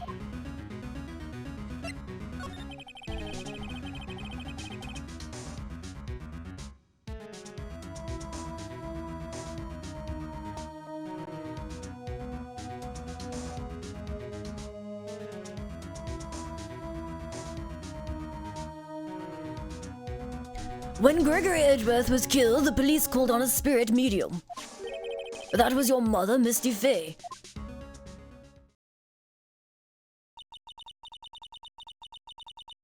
I am Gregory Edgeworth. I have been killed. The one who shot me was the bailiff, Yanni Yogi.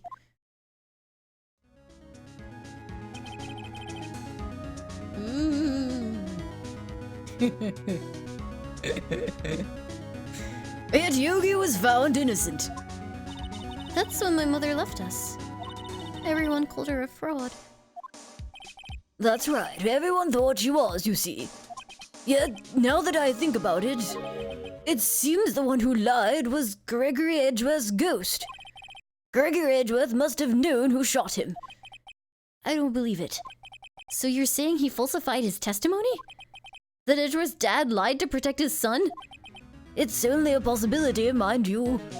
But a possibility nonetheless. Uh-oh. SpaghettiOs. Did I show him the letter yet? It's you again. Titanium, thank you for the resub! Thank you for the 43 months of support and welcome back to the Lime Cult. Thank you very, very much for supporting the channel. From pages on Sunday, not just yet. I'm excited though.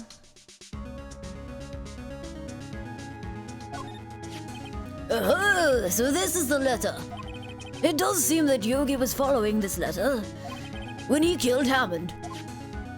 But why kill Robert Hammond? Hammond was a skilled defense attorney, but he defended clients not for their sake, but for his own. Huh? His own sake? He never trusted his clients, that one. The only thing he trusted was his own ability. But he got his client found innocent, so why should it matter? Actually, my dear, it's quite different. He won that innocent verdict for no one but himself. Yogi was a free man, but socially he was ruined. Huh? You'll understand soon enough. No, you could just tell me! Wait! What is it? This letter. I've seen this handwriting somewhere before. A long time ago. Whose handwriting was this? We hope you have a great time. Oh, Christ on a bike. Hi, Yuel! Thank you so much for the raid! Welcome, welcome, everyone! Varg Skeletor was playing American Dream. Do I want to know what that is? Do I want to... UL viewers, what's American Dream? Should I be judging UL right now? I'ma judge him. American Snacks and Mood 7 Games? Oh. He was eating American snack foods? like burgers? Imported snacks? Oh, very nice. In VR?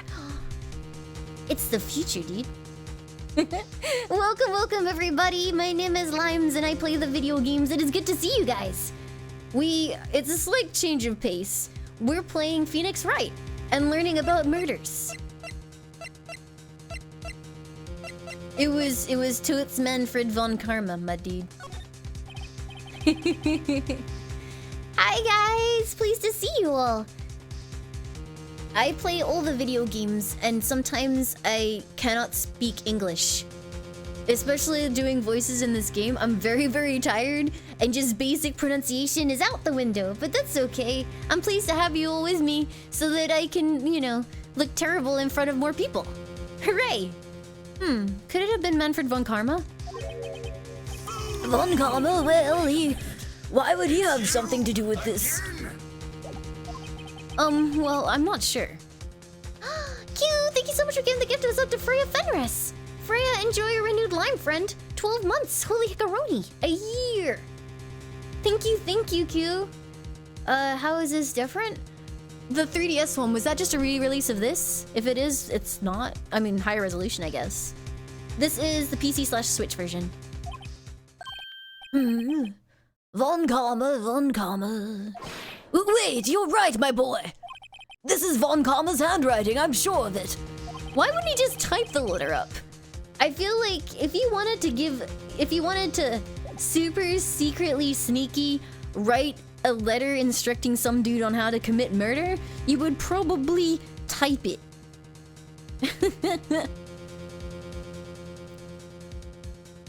I used to see it all the time on court reports. What? But that means the one who told Mr. Yugi to kill was... Correct, Manfred von Karma himself. What does this mean then? Why would Von Karma want to frame Edgeworth?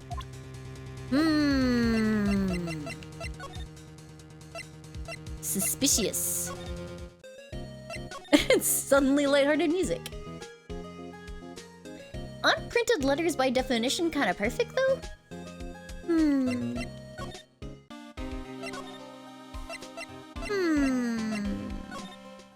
Hey Edgeworth, we think your mentor/foster dad is trying to murder you.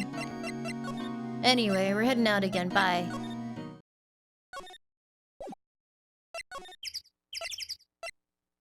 Just a quick update, dude. See you later.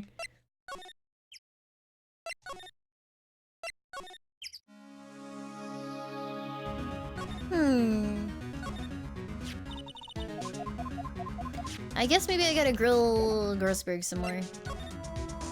Steal the parrot? The game won't let me. I wish every game would let you, like, take a fucking 90-degree turn from the intended purpose whenever an animal shows up, and you're just like, this is now an animal petting sim.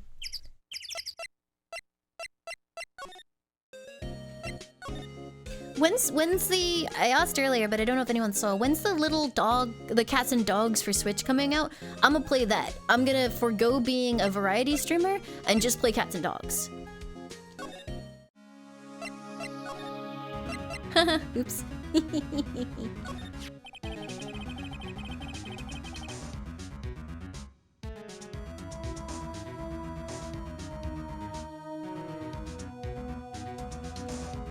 If it truly was Von Karma who wrote this letter, then he would know the truth. He would know that Miles Edgeworth had accidentally killed his own father. He'll say as much tomorrow in court, I should think. He'll press the point until the court finds Miles Edgeworth guilty. Oh no! This is a little bit weak, Phoenix, but alright. Oh no. But how could Von Karma know about Mr. Edgeworth's past like that? Even Mr. Edgeworth thought that it was just a nightmare. That I do not know. Yet I do know that Von Karma is both persistent and a perfectionist. May 28th, thank you.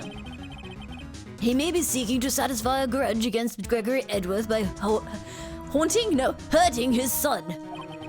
What do you mean? It was 15 years ago. Von Karma met Gregory Edgeworth in court and Von Karma did win. But he didn't make it through the trial unscarred. Gregory versus Manfridge. Manfridge. The match of the century.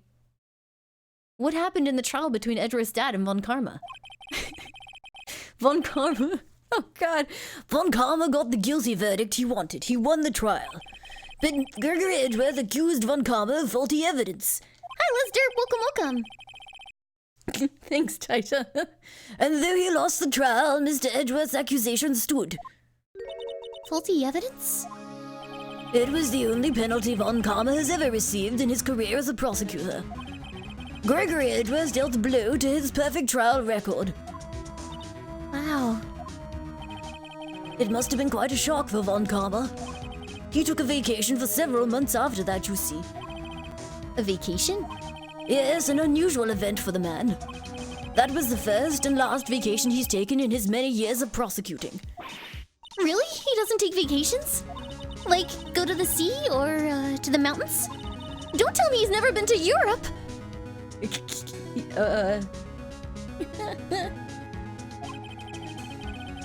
You have strange ideas about vacations, Maya. In any case, that was the only time he took a vacation from work. I believe the penalty upset him quite a lot. Odd. If he wanted to keep a perfect record so badly, why would he take such a long vacation? What do we do, Nick? Von Karma is gonna bring up Deal 6, you can bet on it. What if Mr. Edgeworth pleads guilty to Deal 6? I won't let him! Yes, Mr. Wright. I hate to say this, but even an accidental murder is murder, you know. No! He was like 5! He was like 8 years old and he tried to protect his dad by throwing a gun. That's not murder! Ah! Iliana, welcome, welcome. I know that. I just believe in Edgeworth's innocence. I can't believe he'd kill someone, even accidentally. But Nick, Mr. Edgeworth admits it himself. His father must have lied to protect him from beyond the grave. I don't care. I know he's not guilty. Hello, standard sus. Mr. Wright, if you say so, I suppose I could go check again. The police files might hold something of interest. Hello, Evanox. Welcome. Mr. Grossberg, thank you. I can't promise anything. In fact, I think the chances of finding something are slim. I understand. The police materials,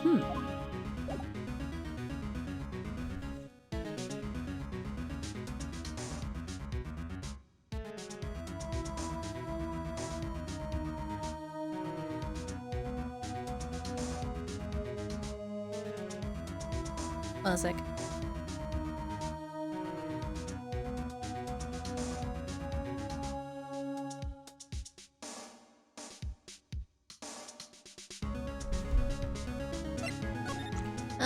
Okay, so let's go to the law offices. EGX Resd. I don't even know what that is. Is it in London? Alright, let's go and have a look. There's hardly anyone here. Everyone must be out looking for the old guy, Yogi. Hello, Salt Salamander. Ah, it's you. I don't think Gumshoe will be coming back today. He's staying out late looking for someone. Sounds like Detective Gumshoe is pounding the pavement for real. We were wondering if we could check out the records room again. Well, now, I can't have just anyone wandering around in there. But I guess Mr. Von Karma is in there now anyway. You can go in as long as he's there? Von Karma? Yeah, he just arrived, actually. Von Karma's in the records room. Now, Nick, let's hurry!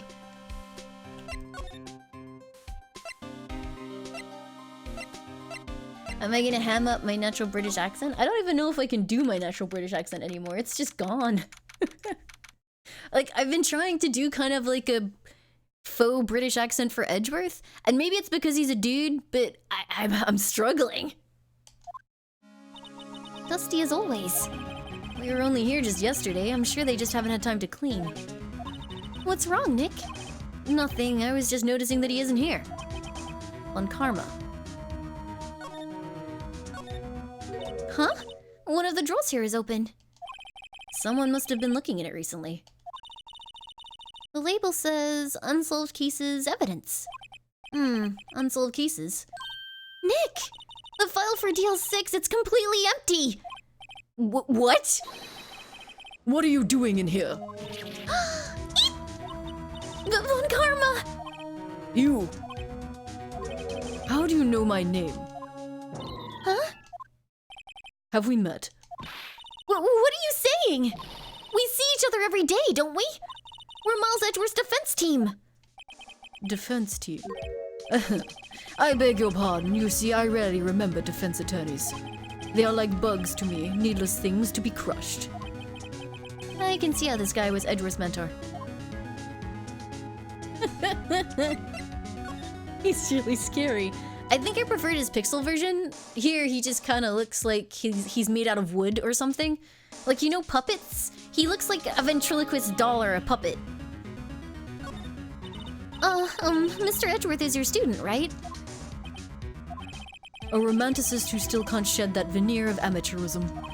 Just like his father, always second rate. Mr. Von Karma? You had an axe to grind with Mr. Gregory Edgeworth, didn't you? Me, a grudge against a mere defense attorney? Why? We hope you have a great time. FLCL Noodles! Thank you for the raid! Oh god, that's a lot of noodles. Welcome, everybody! Oh no! Please, friends, defend the chat with dabs! Holy heck! Thank you for the raid. Welcome, you guys. It's good to see you all. Thank you very much for dropping by. Have some dabs. My name is Limes. I am playing the video games. I can't speak English anymore. I've been talking for like 4 hours in various voices, and it's just gone. I'm just stumbling over everything. This is terrible. Hi, guys. Thank you so much for the raid. Could we get one more shout out for FLCL Noodles? Just because he got washed away in the dabs. Because he dealt a blow to your otherwise perfect trial record? So you did, but what I don't get is, why did you take his son under your wing afterwards? The son of your most bitter rival. That, my dear attorney, is none of your business. Yeah, I think in the pixel versions it looked better because they blended the line art with the portraits or with the pictures. Here it just looks super, I don't know, it looks kind of cheap when combined with the way that it's shaded. Tomorrow will be the last day of this trial. It's been a while since I've had a defense attorney last this long. Still, you will lose in the end. Miles Edgeworth will admit his own guilt. His guilt of 15 years ago, you mean? You're quite the researcher. If you've done your homework so well, then certainly you must understand. You know what Miles Edgeworth will tell the court tomorrow. We were right. So Von Karma is gonna bring up DL6 in court tomorrow. Yeah, this is Switch.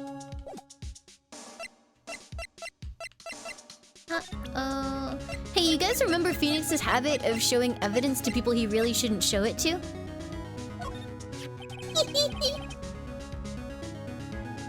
Mr. Von Karma, have a look at this. This was you, wasn't it? You instructed Yanni Yogi to commit murder. Yanni Yogi. How many years has it been since I've heard him called by that name? He's a fool. I told him to burn it after he read it. Burn after reading, dude. So you admit it? You wrote Mr. Yogi this letter. Yes, my dear defense attorney. Thank you for taking the trouble to bring it to me. I love Phoenix Wright. It's one of my favorite series ever, and I'm really happy to be replaying it. It makes me really, really happy. Even if it means that I just destroy my throat talking it through. You've saved me from a lot of needless hassle. What? How could this happen? Phoenix, please. Nick, what is that thing? A stun gun for self-defense, usually. Indeed. 600,000 volts will course through your body like a dog touching an electric fence. 600,000? Oh, don't worry. People don't die from it, usually. Now give me the letter. Phoenix, this is where you turn around and just peace. Run! No! No! Whoa, what are you? Nick, run! Ah! Maya! Out of my way! Thanks, Phoenix. She sacrificed herself for you again! You fuck up! And you screwed up. You didn't even run. What's going on in this lawyer game? Assault? He got us. The letter's gone, of course. And he took the DL6 evidence, all of it. Back to having no clues. Wait, Maya jumped first. Maya! Is she okay? Maya!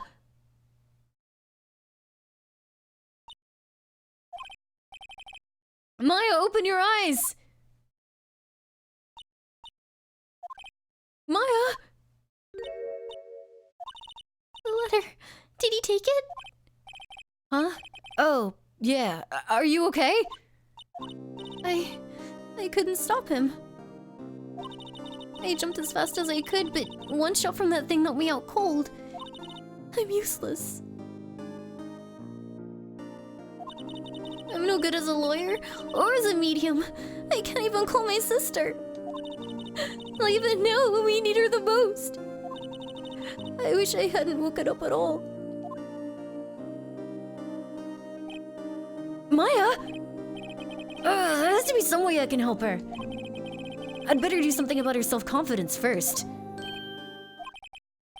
Maya, she's holding something. What is that? A bullet? DL6 incident evidence number 7 taken from the heart of Gregory Edgeworth. I remember. Von Karma was holding this when Maya jumped him.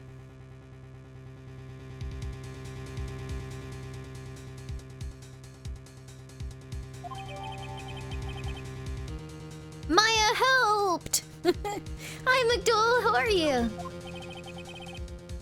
I'll prove it to you, Maya. You're most definitely not useless. I'll prove it to you in court tomorrow.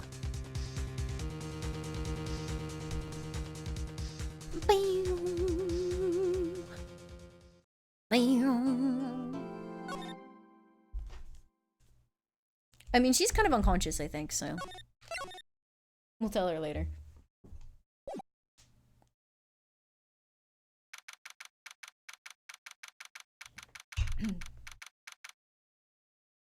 Nah, dude. Like, a guilty verdict doesn't require any evidence at all unless I'm making the accusation, in which case I need like an ironclad case, otherwise people just tell me to fuck off. That's how law works in this world. Oh, here we go. This is it, Judgment Day. Today, things are going to get settled at last. A lot of things. Ugh! What's the big idea? Sorry, Nick. I only touched your shoulder. I guess the shock hasn't worn off from my run-in with a stun gun yesterday. Anyhow, today's the last day of the trial. Good luck, Nick. Yeah, thanks, Maya. Edgeworth is looking glum as always. I hope Von Karma doesn't push him too hard. Whoa!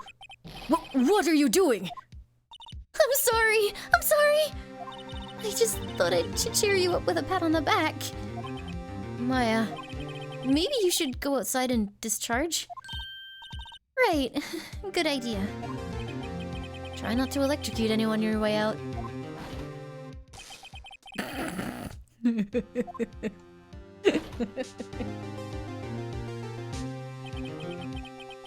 What's gotten into that girl? Detective Gumshoe! Morning, Mr. Edgeworth! Good morning. How did it go, Detective? Have no fear, as promised I've captured our runaway caretaker. I just brought him in, took all night, pal. Thanks, Detective Gumshoe, you must be tired. Actually, after that shock I got on the way in, I feel pretty good. Yogi says he's forgotten his own name, but that has to be a lie. Why would he want revenge on Edgeworth if he couldn't remember his past? He does remember, and I'm gonna prove it.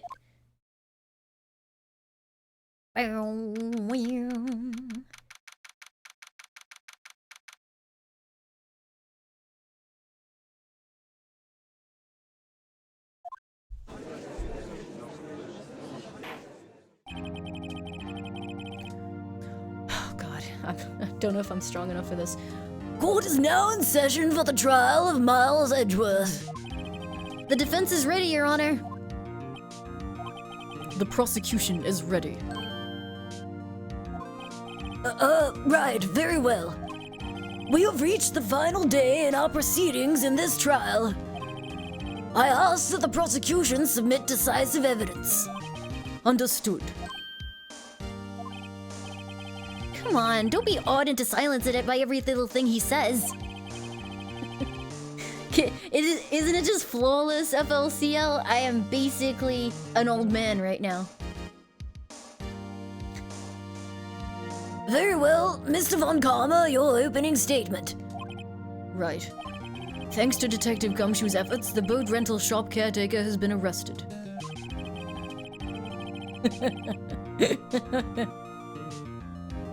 In yesterday's trial, the defense asserted that the caretaker was the murderer. However, the caretaker has yet to confirm this. I would like to ask the defense to cross-examine him as much as necessary. You're being very cooperative today, Von Karma. It's almost as though it's a trap. All these voices were me all along? Wow, that's amazing! It wasn't possible to tell at all. Whoa! God damn it. Very well. Please bring the witness into the courtroom.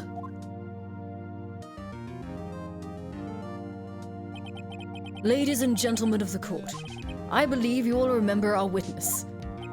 He lives in the boat rental shop on the lake from where he witnessed the incident. In addition, he has currently lost memory of his name and identity. Witness, why did you run away yesterday? How am I supposed to give a voice to Von Karma when all I have to go on is The witness was not running away, as he will now testify. I see. Very well, please begin your testimony.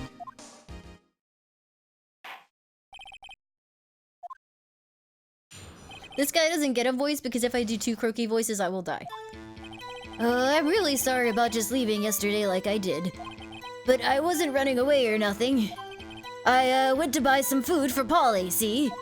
I figured I got nothing to do with this incident anyhow. I mean, I'd need one of those motive things, right? And I don't got one.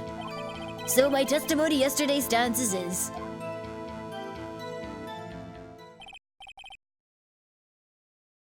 Very well. Let's begin the cross-examination, shall we? He has to know his name. Yanni Yogi, you're Yanni Yogi and I'm gonna prove it! It's not like a proper voice, it's just like a very mild husk. Because otherwise he's gonna end up sounding like Maya, which would be weird. Hold it! I'd call what you did running away and not just leaving. You heard Larry's testimony and realized you were in danger.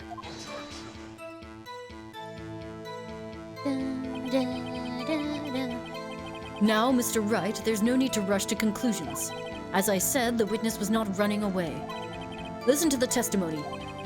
He sure seems relaxed. In fact, they both do, Von Karma and Yanni Yogi. Whoops. Hold it. Then why did you leave? He's just about to say why. Is it so hard for you to just quietly listen when someone is talking? Yes! If I sat quietly, Edgeworth would be guilty in 3 minutes. Jackson. Yeah, it's horrendous. Like, how would you even, like... You'd have to talk somewhere down here. It's just like, no, it's not happening. Food? Oh, dude, I press every statement all the time. Even if it's useless and I know exactly which one I need to put evidence on. Well, Polly is a bit of a gourmand, you see. She only eats these high-quality bird pellets from France. They only have them in the big pet shop downtown. But you weren't arrested until this morning. Why didn't you go back to the caretaker's shack? Well... I kind of got lost, you see. The witness has trouble remembering things sometimes. When the police apprehended him, he was on his way back to the shack. Yeah, right. Nice try, Von Karma. No one's gonna believe that. Hello, LAWCS! I see, so he was lost. Please, Your Honor, come to your senses!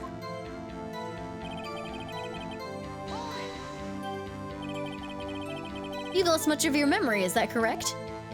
I hope. Seems like it. Then how could you know if you didn't have anything to do with this incident? Bum bum bum! A wood spoon! Welcome, welcome! Or maybe you're lying about not having your memory, You know exactly who you are. The witness has testified quite clearly that he has no memory of who he is. If you claim he's lying, then show the court proof. How am I supposed to prove what's going on in that old codger's head? It's impossible. I'm glad you've come to your senses, Mr. Wright. Very well, witness, please continue.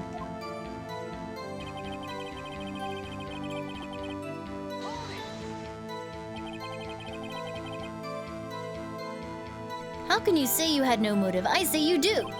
You had a grudge against Edgeworth and the victim, Robert Hammond. That's why you took revenge on them, right?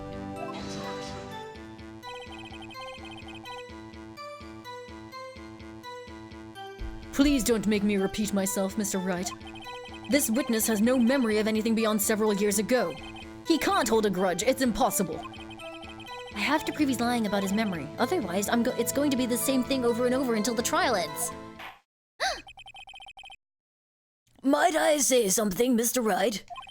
Yes, Your Honor. You've been saying the same thing over and over for a while now. You've been calling the witness's memory of the past or lack thereof into question. But does this really have anything to do with the current case? Of course, Your Honor. The witness has said he has nothing to do with this case and no motive. Both of these statements are lies! I'm sorry, keep screeching! I'm sorry! The VOD is there! I'm so sorry. Mr. Wright, there is a serious problem with your claim. Or are you saying you know who this witness is? Of course, Your Honor.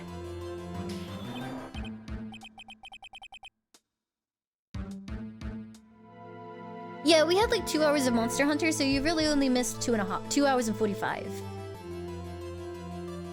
Now, this is interesting.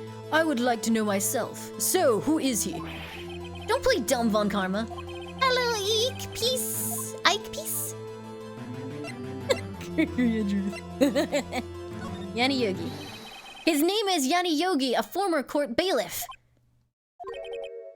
Yogi, that name seems familiar. Oh!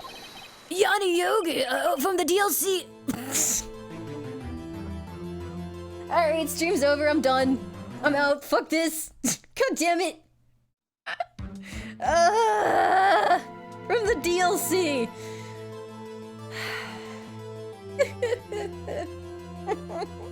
Okay, From the DL6 incident! Yes, that one! it figures the judge would have heard of it. It was such a famous case. Please explain the joke. Literally, I just keep saying DL6 by accident because DLC... Sorry, no, wait, what? Oh! I keep saying DLC by accident because DL6 is almost like DLC. Oh god! Help! Let me out!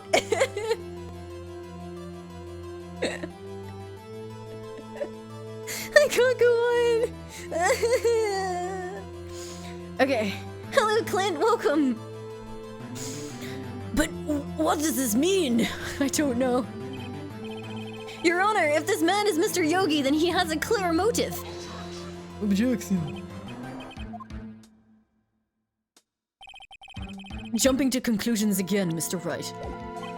This man, this witness, is Yanni Yogi. Fascinating. However, how do you propose to prove this to the court? This is a court of law, as you may recall. Wouldn't they have, like, DNA from him or fingerprints or something because he was previously a suspect in a murder case? Couldn't we just print his fingers? Wouldn't that be evidence? You need proof. And allow me to repeat once more that the witness has lost his memory. This is it. I have to do this now. If I can't prove he's Yogi right here, right now, then I've got nowhere else to go. Nick, how are you gonna prove it? How can you prove that he's Yanni Yogi? It's okay. It's actually quite simple.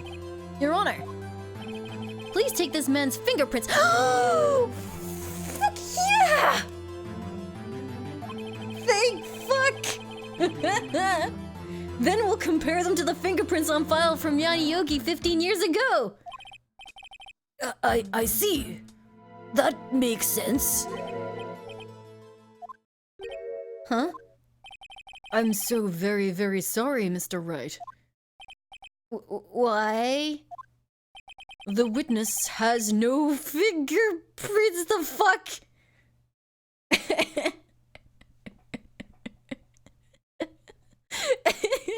The witness has no hands. What?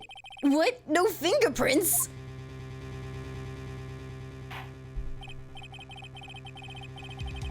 You see, before I worked as a caretaker, I worked at a chemical plant. I burned my fingers working with the stuff. Yup. Conveniently, all 10 of them. What? Yogi, you sneak! You burned your fingerprints off to hide your past! Well, if the witness has no fingerprints, I guess we will not be able to prove his identity. No! Well, what will you do now, Mr. Wright? Does no one ever call, like, the smugness of the prosecutor into question? Like, he has, like, a personal stake in this case and is delighting when we stumble because of things that he himself has done? Nobody questions that at all, ever? Being smug isn't a crime?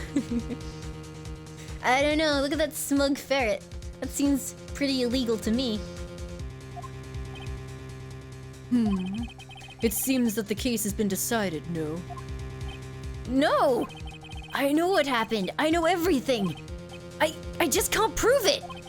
But no, I can't let it end like this. I can't lose. There has to be another way.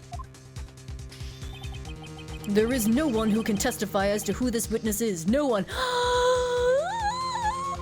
I just remembered. Nick, what are we gonna do? I didn't even consider that he might have erased his fingerprints. What do I do? Well, Mr. Wright, perhaps you'd like to cross-examine his parrot for a little comic relief? Yeah, very funny. You're a sore winner, Von Karma. Wait a second. Cross-examine his parrot? What is it, Nick? No, you're not going to... Your Honor! The defense would like to take Mr. Von Karma up on his proposal. Take Mr. Von Karma up? On my proposal. Exactly, Your Honor. I would like to cross-examine the witness's pet parrot. Pet parrot, pet parrot, pet parrot,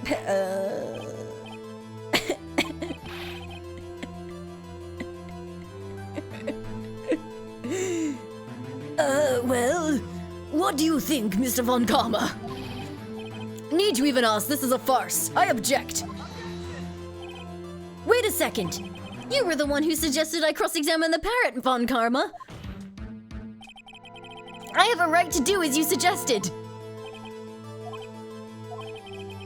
Well, if you're so desperate, then please be my guest. Of course, should you go through with this, and nothing comes of it, then I hope you're ready for the consequences. Nick, this is crazy. Well, still want to go through with your little game? Yep. Let the parrot take the stand. I will cross-examine her, Your Honor. This is the most ridiculous thing I have ever heard. Von Karma's rigged every person's testimony, every piece of evidence. Except the parrot. She's my last chance. At least, I think so. Bailiff! Sorry, bailiff, bring in the parrot.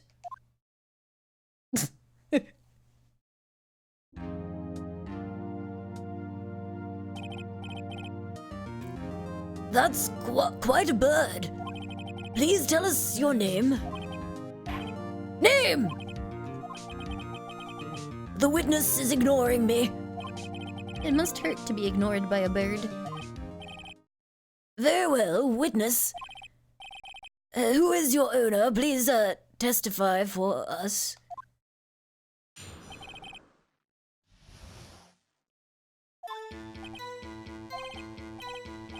Hello. Right.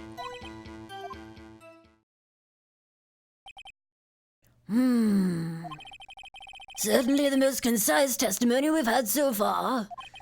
Very well, begin your cross-examination. Right. What are you gonna do, Nick? I don't know. What do we do, Maya?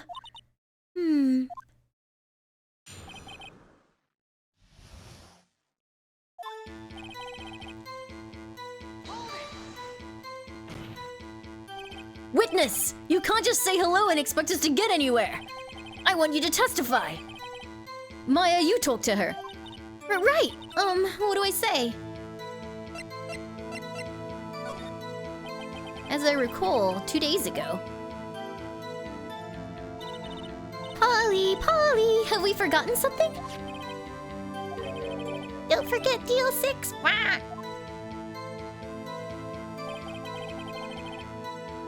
If I can get Polly to say that here, that will prove that the caretaker had something to do with deal 6. Polly, have we forgotten something? Hello, hello. Uh-oh. That's not what you're supposed to say. Forgot. Something we forgot. Hello, hello. Uh-oh, it's not working, Nick. She won't say it. This is ridiculous. Why won't she say it? Von Karma fucking prep the parrot! Ugh!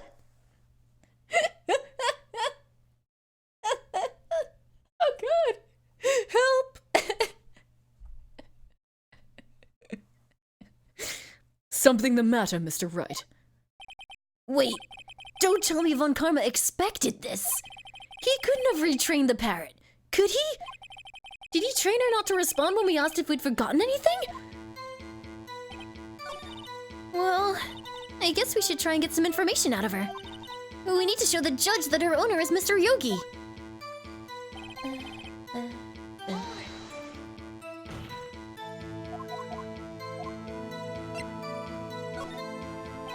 Maybe I should get her to say her name?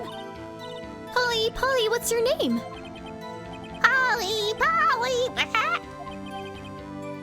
Mr. Wright, I think we've established that the parrot is named Polly. Does this have anything to do with her owner's identity?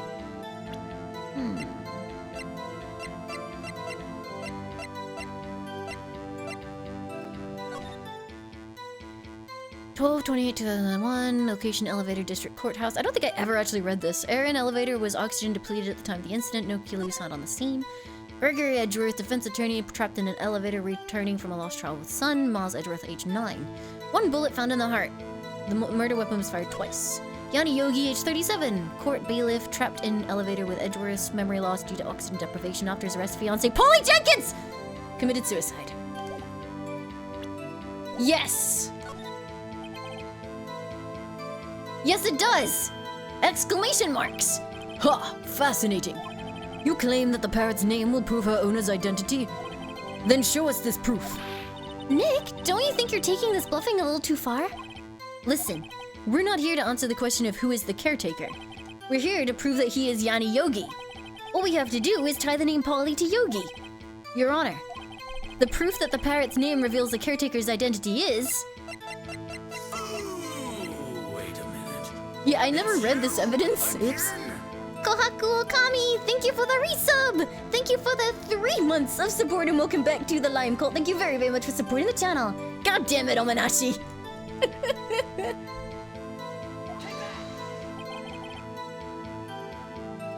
The DL6 case file? That's quite a large file you have there. Which page is this proof on then? Show us or stop wasting our time. Very well, Mr. Wright, please show us the page. Where in this file is the information connected to this parrot's name? Suspect data. I mean, that was for the case evidence for the Deal 6 incident. This isn't the Deal 6 incident. It was irrelevant, deed. It's on the suspect data page. This page has all the information about Yanni Yogi. Right after he was arrested, his fiancée committed suicide, see? Indeed, it does say that, yes. What was his fiancée's name? Polly Jenkins. Polly! Exactly, Your Honor. He wanted to remember the name of his fiancée who had committed suicide. That's why he named his parrot after her. I see, so I guess that is possible. A mere coincidence, that's all. My granddaughter has a dog she calls Phoenix. Well, Mr. Phoenix Wright, does this make you my granddaughter's fiancé? She's only 7 years old. Indeed.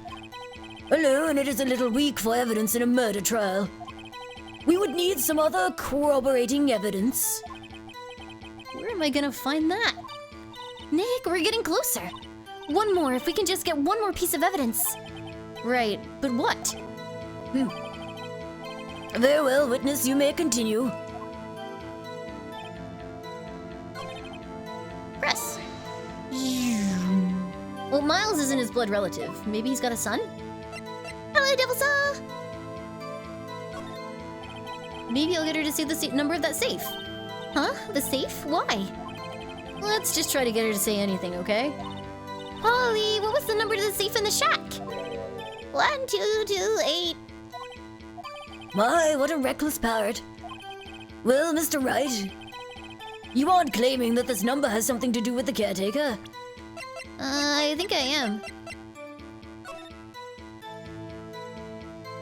Oh, shit! Yeah! It does! Yes, it does. Actually, it does. That's why I had her say it. Ha! Ridiculous. How can the number to a safe tell us who the caretaker is? Show us your proof. What could possibly link this number to the caretaker's true identity? Back to the case file. Crap. Take that! The DL6 case file. What is this obsession you have with that case? I mean, we're claiming that he was the victim, sorry, the suspect in that case. I feel like it's relevant. Mr. Wright, where in this file is something relating to that safe number? Case summary! It's on the case summary page. The case summary?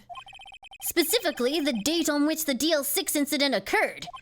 The date of the incident? December 28th. Why, that's today's date, 15 years ago. And the number on that safe is 1228. Ah! He used the date of the DL6 incident as the number for his safe, Your Honor. That's how important that date was to him. I see, it certainly is an interesting coincidence. People often do set their secret numbers to dates. This is not tangible proof. I set my ATM card's number to 001 because I am number 1. This has nothing to do with the date. Nothing! That's enough. I think we've reached a conclusion here. This is a mere coincidence, that's all. True, that is a possibility. However, two coincidences at the same time seems more like a pattern to me. What are you saying? Summon the caretaker of the boat shop. Immediately. And I swear to God if he's run away again. No, he's here. Witness, tell us your name.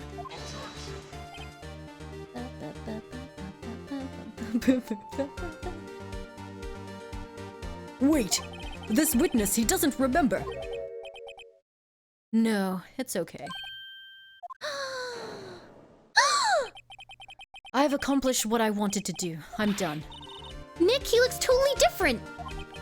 This is the real Yogi, I think. Finally. He's been acting feeble to hide his true identity. Acting for 15 years. Well, let me ask you again. Please state your name for the court. My name is Yanni Yogi. 15 years ago, I served as a bailiff in this very court.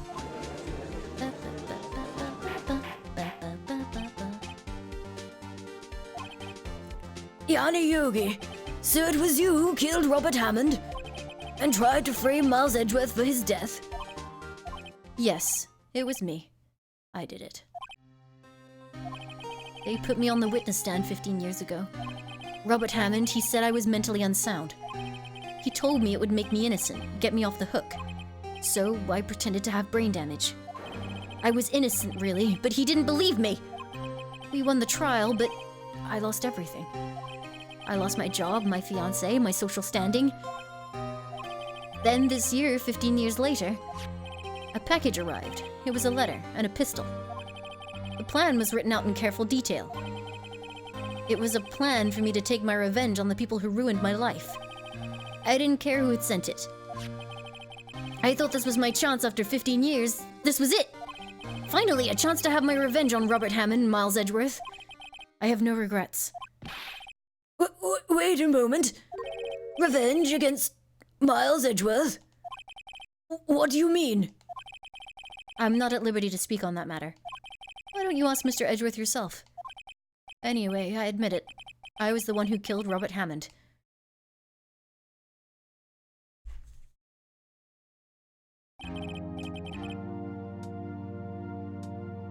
Von Karma, where's Mr. Yogi? Under arrest, Your Honor. I saw no room for error in his confession. Then the defendant, Miles Edgeworth, is... Innocent in this case, at least. Very well. Will the defendant please take the stand?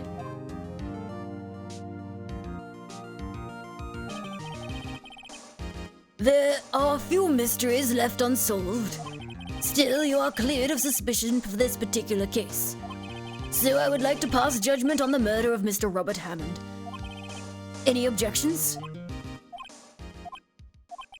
I don't believe it. Why isn't Von Karma saying anything? Very well. This court finds the defendant, Mr. Miles Edgeworth. Yay!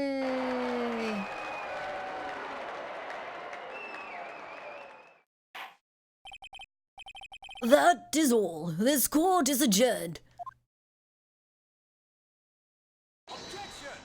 Damn it. Did someone just say objection? It wasn't Von Karma. Wait, but that means... No! Edgeworth? Your Honor, I object to your judgment. What do you mean? I am not innocent at all. As we have heard, Yanni Yogi killed Robert Hammond in revenge. But revenge for what? Nick! Edgeworth is trying to confess. He's gonna say he's guilty. He's gonna tell them he was the murderer in the DL6 incident. He's gonna tell them he killed his own dad. Oh, what do I do? Objection! This judgment has already been passed. I object to Edgeworth's outburst. Didn't something like this happen yesterday, too? I believe a certain witness raised an objection after a guilty verdict was passed. That would be Larry. We must hear this new statement. Frick. We must hear Miles Edgeworth. He's right, you know. We have a duty to hear Mr. Edgeworth out.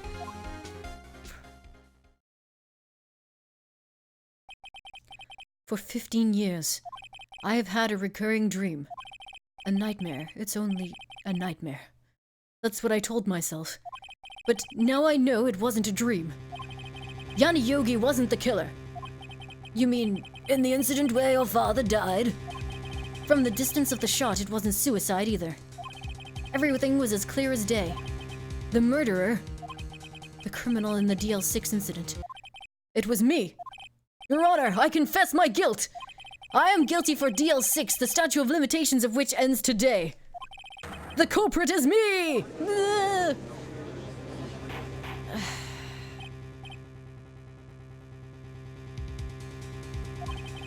This is certainly unexpected.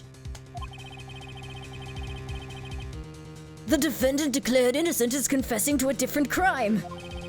A crime for which the statute of limitations runs out today.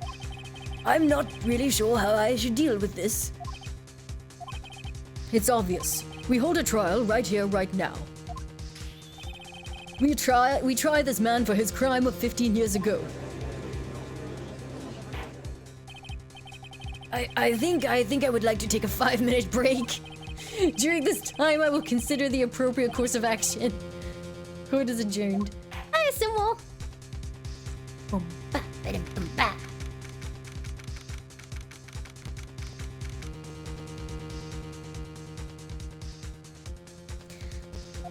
Oh boy.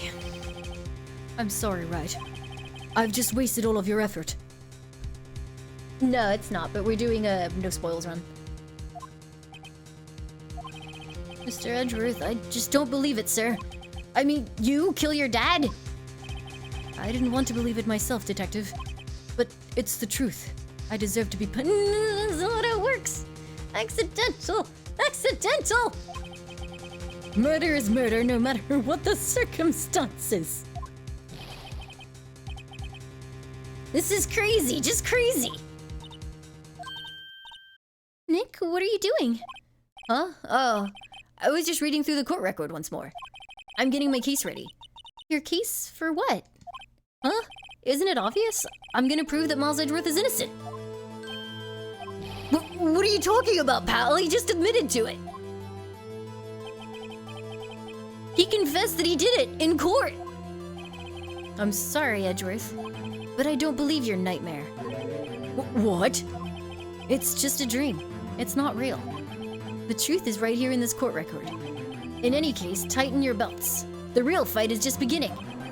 I'll prove you're innocent, trust me. Right.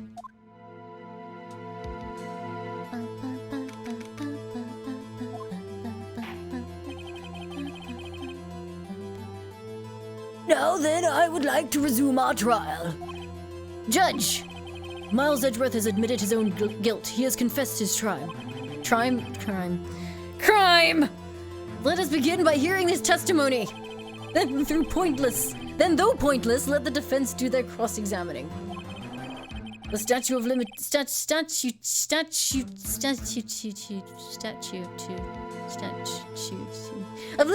on the DL6 incident runs out today.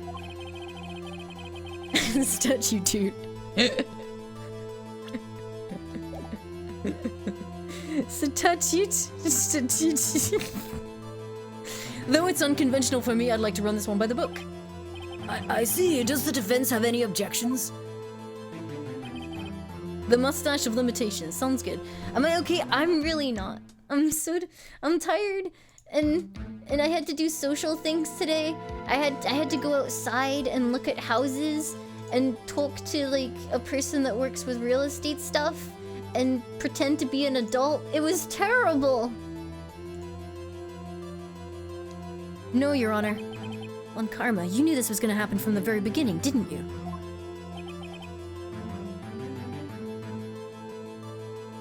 I am an adult? That's not true.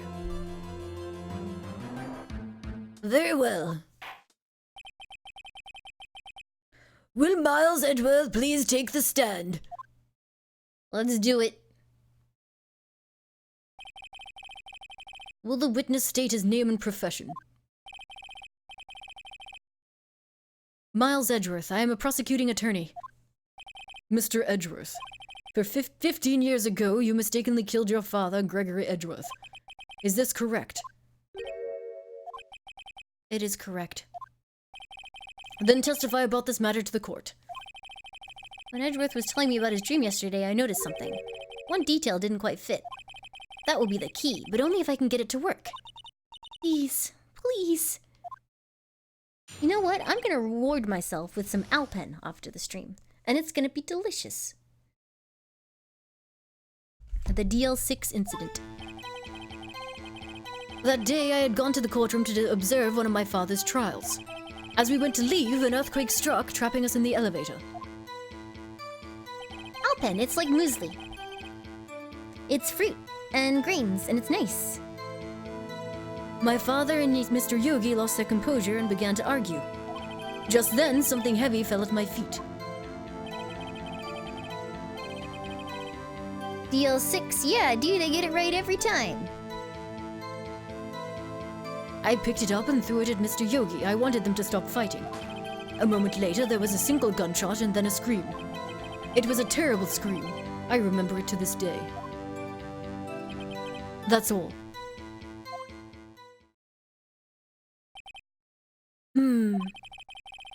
And until now, you thought this memory was a dream? We were stuck in that elevator for 5 hours. The oxygen in the elevator ran out and I lost my memory of the events. The same claim Mr. Yogi has made.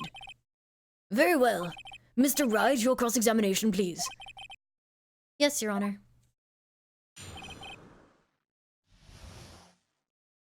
I just need to look up the court record again.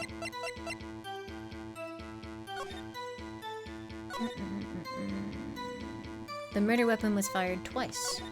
Okay.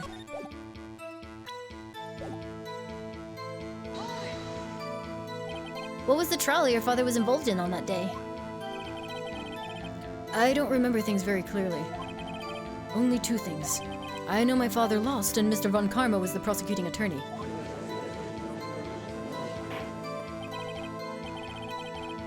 Mr. Von Karma, you were handling that case. It was 15 years ago, I don't remember the details.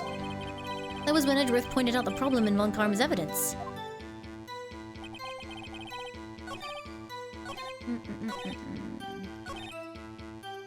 Okay, I'm gonna present on this one.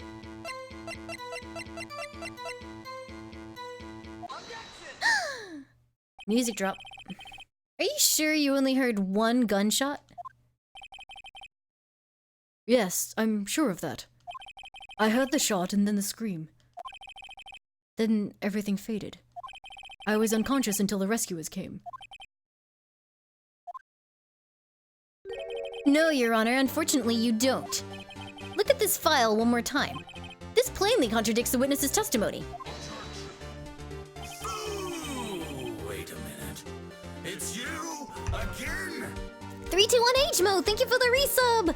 Thank you for the 17 months of support and welcome back to the Lime Cult. Thank you very, very much for supporting the channel. Thank you, thank you! You do enjoy dragging out that file, don't you? I don't accept this evidence unless you can tell us what page it's on. Which page contradicts Mr. Edgeworth's testimony? Beep, beep, beep, beep, beep, beep, beep, beep, beep, beep, beep, beep, beep. I think it's the second one. Victim data.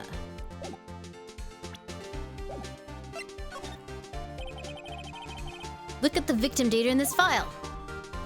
It says it quite plainly. The murder weapon was fired twice.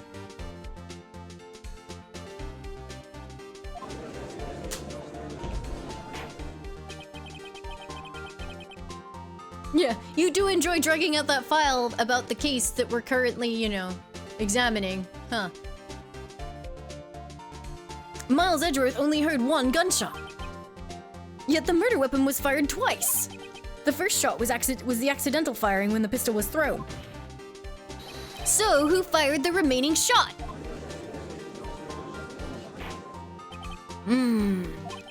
Was there perhaps another shooter who fired that second shot?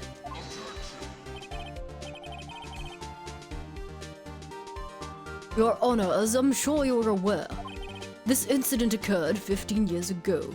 The evidence is dated. The pistol did fire twice. However, we do not know when that second shot was fired. It might have been fired the day before the incident.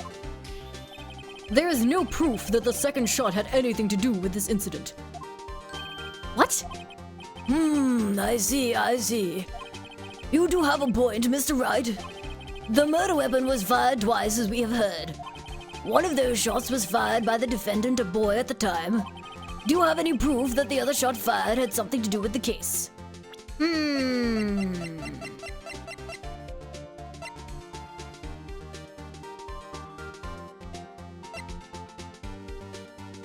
Yeah, actually I do. That one. Your Honor, I think I will be able to show you proof. What? Impossible! No, Mr. Von Karma, save your surprise for after we've seen the evidence. Very well, Mr. Wright, show us your proof. Do you have evidence that the second firing of the pistol is related to this incident? I swear to God, Aminashi. Look at this photograph. This is a photograph of the scene of the crime 15 years ago. I can see the victim lying there as Mr. Gregory Edgeworth. This proves the murder weapon was fired twice at the time of the incident. This photo proves it. So, let me get this straight. This photo proves 2 shots were fired. Where? Your Honor, please get a clue.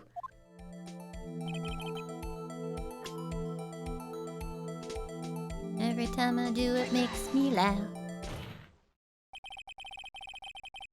As should be obvious, the contradiction is here. I see a bullet hole in the door. Your Honor, Gregory Edgeworth was killed by a shot from the pistol. Yet there is also a bullet hole in the elevator door. We also know that the murder weapon was fired twice. Thus, someone other than Edgeworth fired that second shot. Order, order! Mr. Wright, what are you driving? What? It's simple, Your Honor. At the time of the incident, 2 shots were fired. One went into Gregory Edgeworth's heart. The other hit the elevator door. Remember that the defendant lost consciousness after the shot he fired rang out. In conclusion, we must agree that the second shot was fired by someone else. Mr. Wright, but who could that someone else be? The murderer, of course. It's you again. Oh my goodness, the Rupbinder. Thank you so much for giving the gift of a sub to Purple White Cat. Purple White Cat, enjoy your renewed lime, friend. Thank you so much for supporting the channel, the Rupbinder. Thank you, thank you.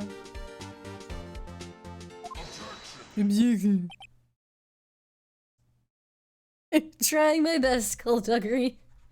It's really bad. Right now, it's 4 guys in a courtroom yelling at each other. And I'm not very good at male voices. Trying to do 4 distinctive male voices just isn't happening. I'm miserable. I knew I should have stepped in before your wild fantasies got out of hand. Mr. Wright, look once more at the DL6 incident case file. Look closely. Try the case summary page. The case summary, that's on page 1. Look what is written there. Phoenix just ends up really high-pitched just so that I can do a contrast of on Karma. Not a single clue was found on the scene. If the pistol had indeed been fired 2 times... Aw, you guys are sweet. Thank you. then the other bullet would have been discovered on the scene. He does have a point. That second bullet has never been found. Why? Because the second bullet does not exist. The bullet that claimed Gregory Edgeworth's life was the one fired by his own son. That is the truth of this matter. The whole truth, and nothing but the truth. It was undoubtedly something else that made that bullet hole in the door. Like a stick or something.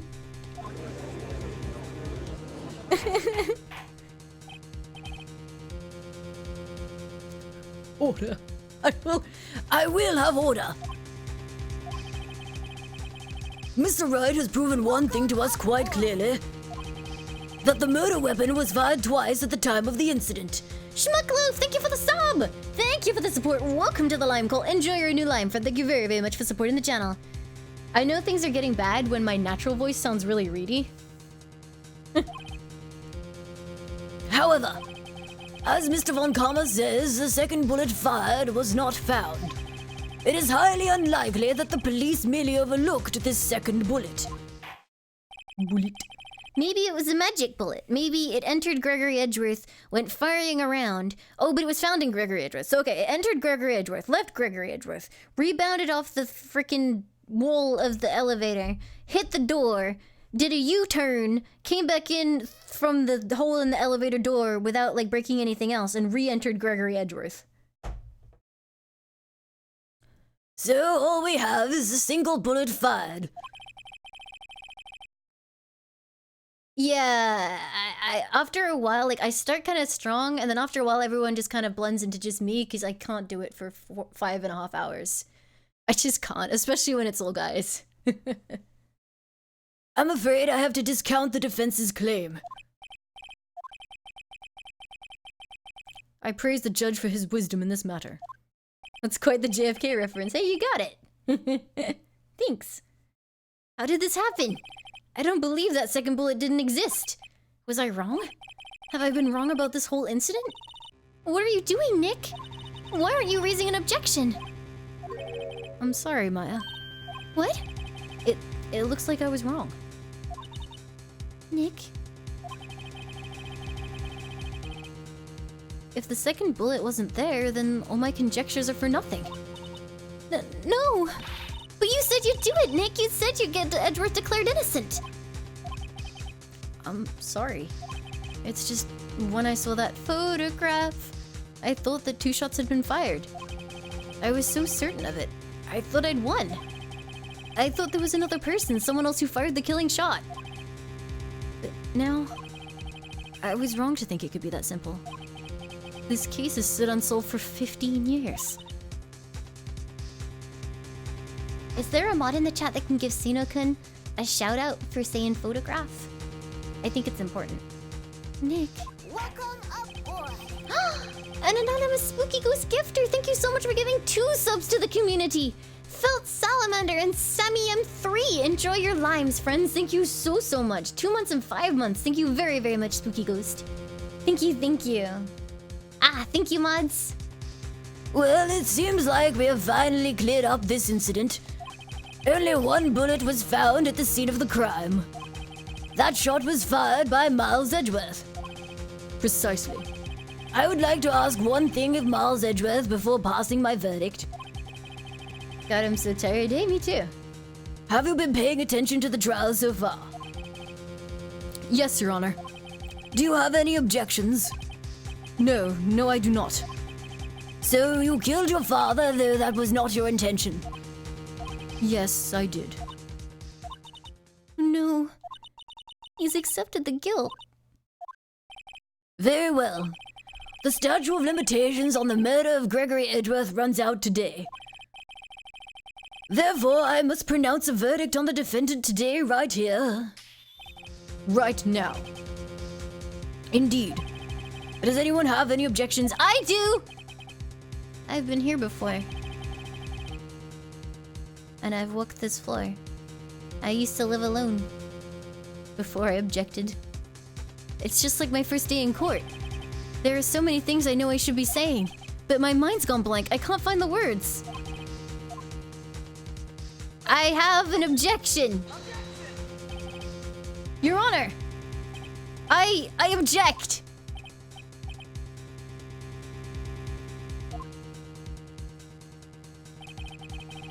Mr. Wright, on what grounds do you object? Oof! Nick? I don't know. His case is perfect. Oh no. Ugh. It must exist. The second bullet. What? What did you just say? Nothing. The second bullet must exist, but where? Someone took it.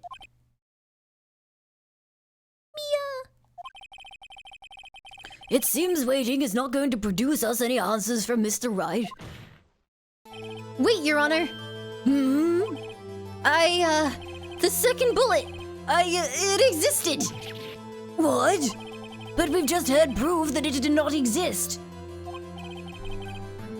I realize that, Your Honor. I'm really grasping here. It's just someone took it from the scene of the crime. That's what happened. But who? The murderer. The murderer? Then tell us, just who is this murderer? I'm still thinking about that one. So the criminal took the second bullet, but why? Huh? First of all, how would they have found it? It's not easy to find a stray bullet, Mr. Wright. Was there some pressing need for the murderer to search for that bullet?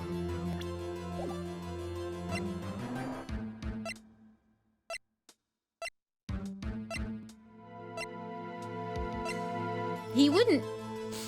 I don't think he would know. Like, he wouldn't know that he would need to take the bullet. I can't remember this case. I don't think he needed it.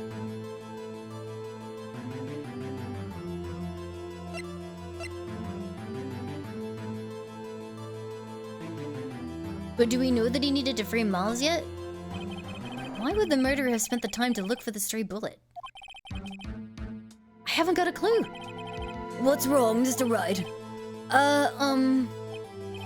The murderer had no reason to take that bullet.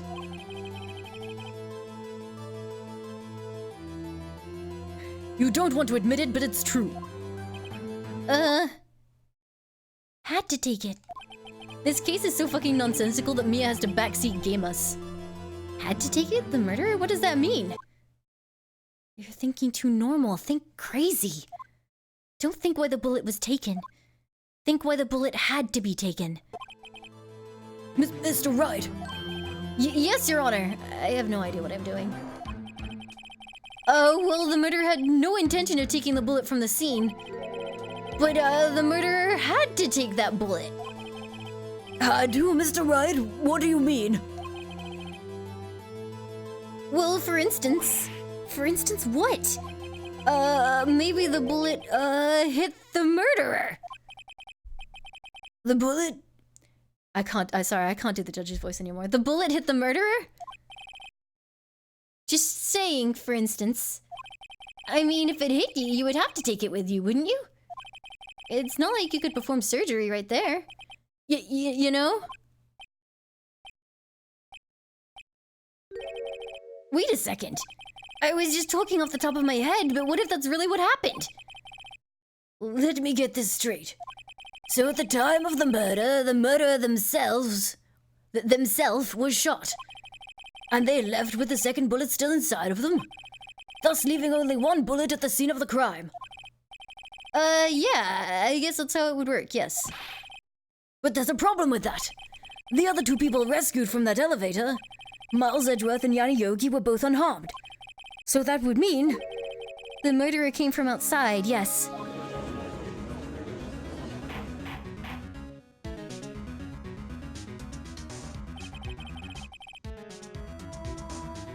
The two men fight inside the elevator. I think there's plenty of people that haven't played this game here.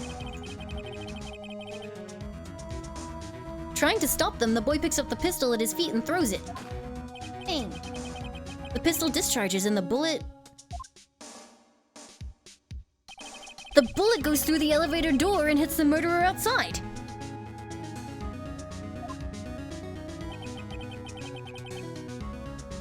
The boy loses consciousness.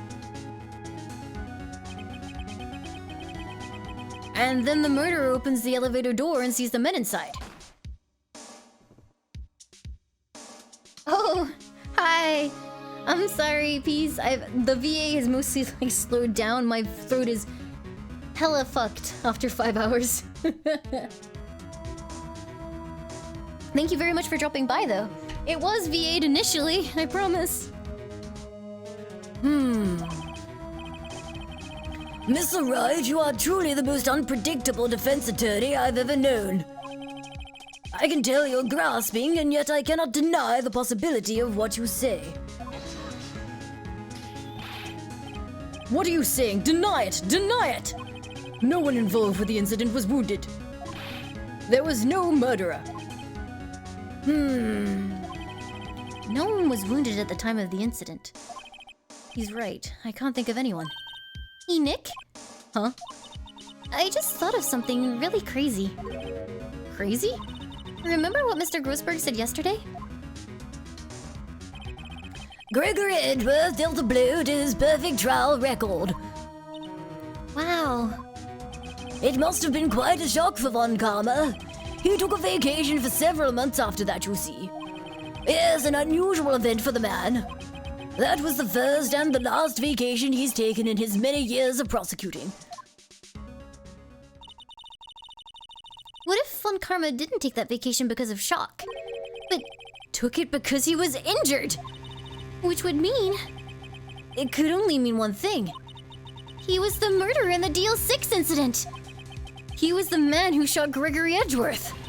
It was Von Karma. Oh, man. Something wrong, Mr. Wright? You seem dazed.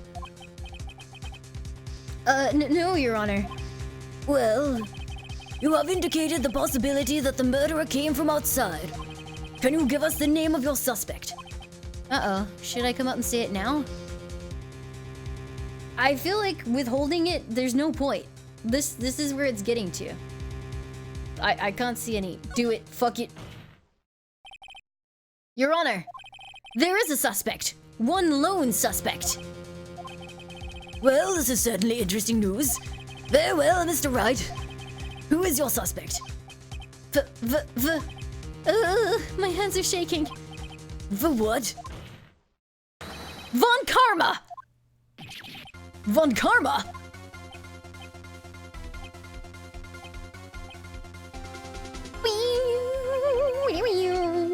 You mean the Von Karma, the prosecutor, the one standing right over there? Bah. You Don't object. I see no need. Why honor this ridiculous outburst with my objection? Because you took a vacation for several months starting the day after the incident. Yet you pride yourself on a perfect record. Why would you take such a long vacation without any reason? So you're claiming that I took a vacation to heal my injury from the incident? Fascinating. Prove it. I would have needed surgery, no? Where did I go under the knife at, Mr. Wright? Bring the doctor that operated on me. Have him testify. Nick? Let's find out who his doctor is. Ooh, wait a minute. It's you again. Gemini No Win, thank you for the resub. Thank you for the 9 months of support and welcome back to the Lime Cult. Thank you very, very much for supporting the channel. Thank you, thank you. Can we get some OVOs in the chat for Gemini? It's no use. Edgeworth? I know Von Karma. He perhaps too well. He's perfect. He wouldn't leave clues. He probably didn't undergo surgery. That would leave a doctor as a witness. Nobody's that perfect. So what, Nick? Did Von Karma pull the bullet out by himself? That's insane! No, he couldn't have. You can't just pull bullets out of yourself. Wait, what does that mean? That bullet has to be somewhere, but where? Well, Mr. Wright, can you produce evidence to prove that I was shot?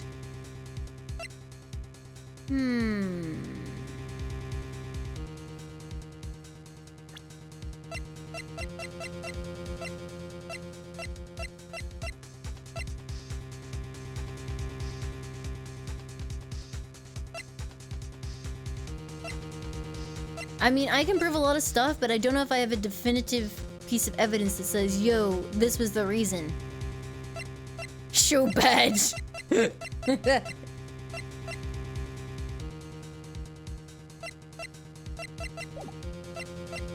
I mean, I gotta blag my way through this.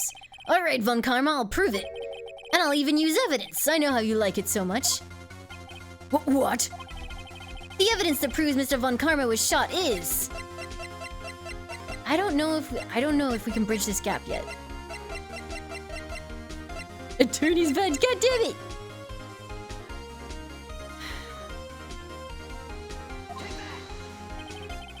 Von Karma is perfect. He wouldn't risk surgery leaving an evidence trail.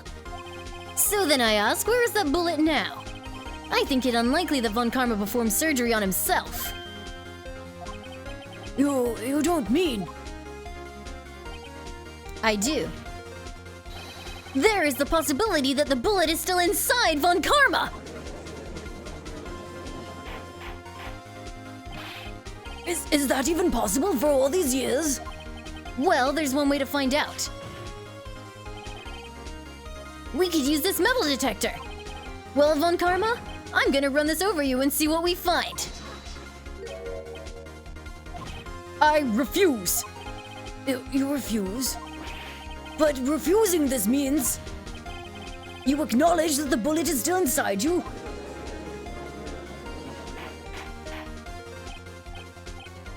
Order, order, order!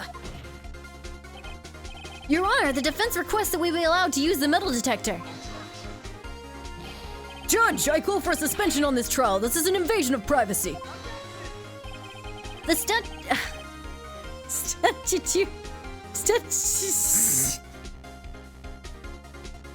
I can't even do it because I just stopped laughing.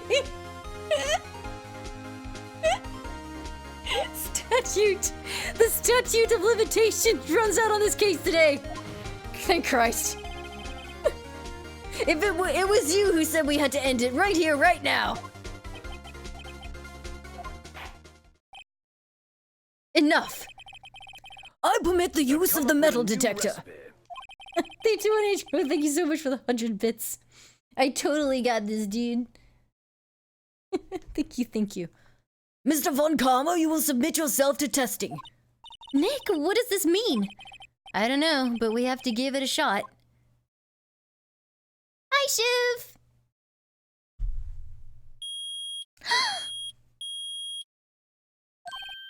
It reacted! Something's inside his right shoulder! That bullet! Mr. Von Karma? You! It was you! I was afraid this would happen, and so I remained silent. Indeed, there is a bullet in my shoulder. However, it has nothing to do with this incident. Wait! I was shot in the shoulder long before the DL6 incident. I claim that the bullet in my shoulder has no relation to DL6.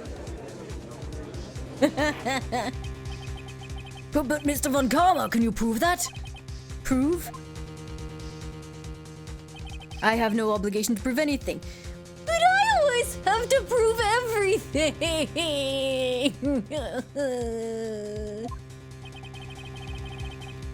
It is Mr. Wright who must prove something here. Not I. Mr. Wright? Well, can you prove it?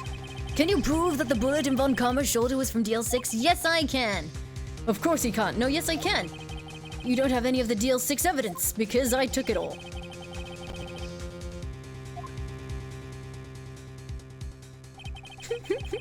With no proof, you cannot convict me of any crime.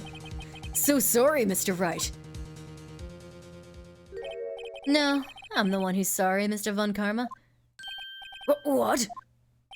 You were close, one day away from freedom. But you see, I have proof. What? VA on this game is just... You can probably hear it in like my normal speaking voice. It feels really reedy to me. Like, I don't feel like there's any power behind my voice anymore. I've given up on the judge. It's just done. Who would have thought that you would dig your own grave trying to convict Edgeworth? Hello, BSF. I feel like maybe he should have got Yogi to do what he did like a couple of days later, rather than, you know, at a time where he could possibly get convicted for this shit. But okay. I can link that bullet in your shoulder to the DL6 incident. And here's my final proof. Beep. That's... a bullet? Where did you get that? This is the bullet used in the DL6 incident. This was taken from the heart of the victim, Mr. Gregory Edgeworth. The bullet is preserved quite nicely with all the ballistic markings intact. Ballistic markings? You may recall the term. It came up in the first trial 2 days ago.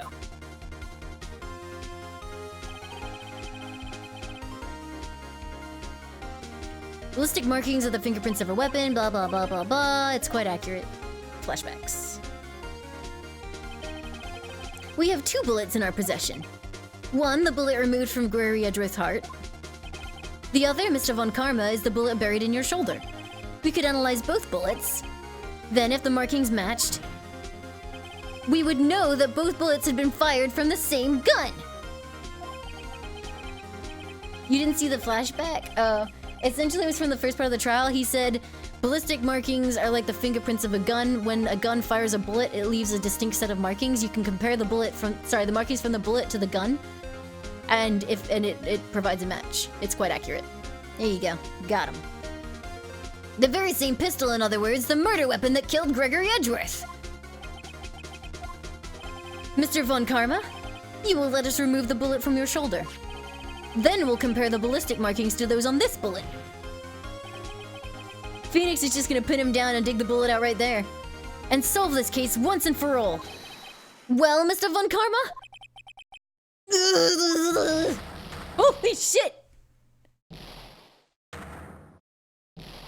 Warg ah. Ooh. That scream. I've heard that scream before.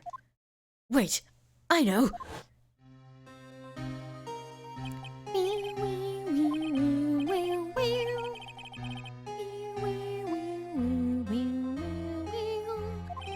Stop breathing my air, blah blah blah, stop breathing my air. Throw a gun! Get away! This is the 3rd time we've read this. Get away from my father! Bang! Warg.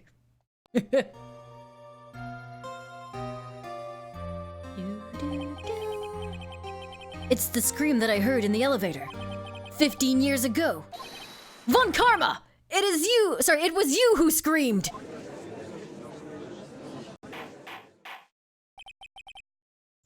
Mr. Von Karma?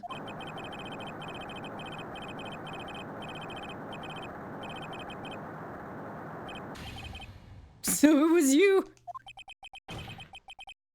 You and your father are my curse! Your father shamed me with a penalty on my record! And you left a scar on my shoulder that would never fade!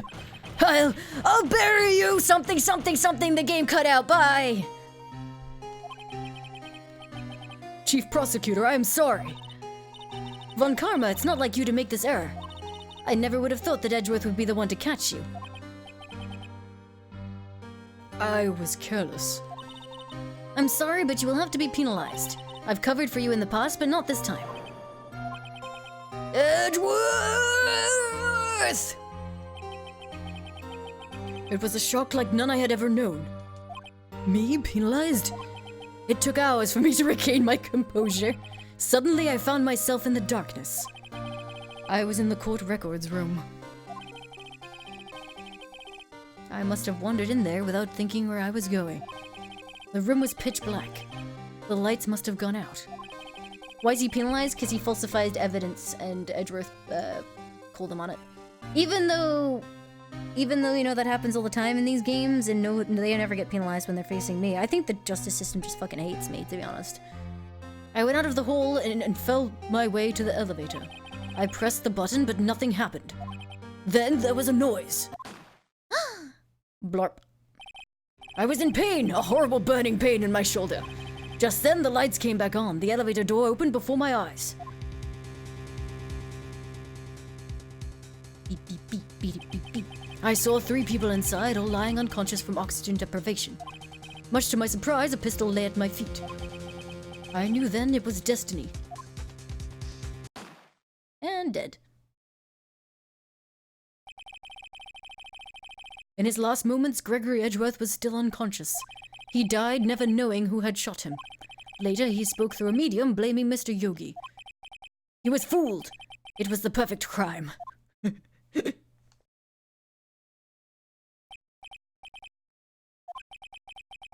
Who would have thought another man would come to open that elevator door?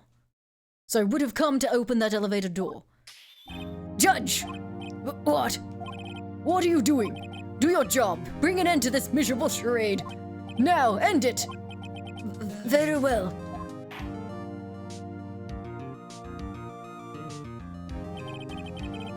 It appears that we have come to the It appears that we have come a very long way to the end of this maze. 15 years later, Mr. Miles Edgeworth. Yes, Your Honor. You were innocent. You are innocent. As you said, it was all a nightmare. Yes, Your Honor. The court finds the defendant, Mr. Miles Edgeworth. Not guilty! Yay!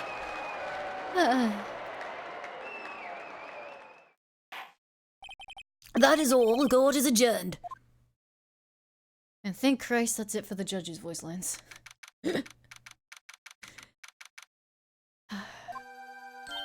Nick, we did it! Did you see his face? Von Karma looked even paler than usual. He's pretending to be all cool, but inside you crushed him, Nick. Crushed! I gotta say, I'm impressed. It was pretty close, though. I was sure we'd had it. I know I was on the verge of tears I was on the verge of tears the whole time myself. But now it's all just a good memory. So it's finally over, Edgeworth. Right. Yeah? I'm not sure how to say this. I know.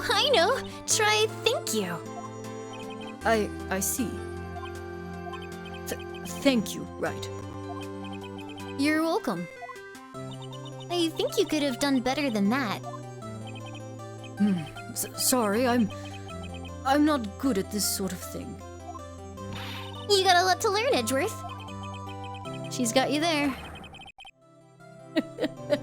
Woo! Amazing, pal! You pulled through just like I thought you would! I'll never forget this. I owe you one, pal.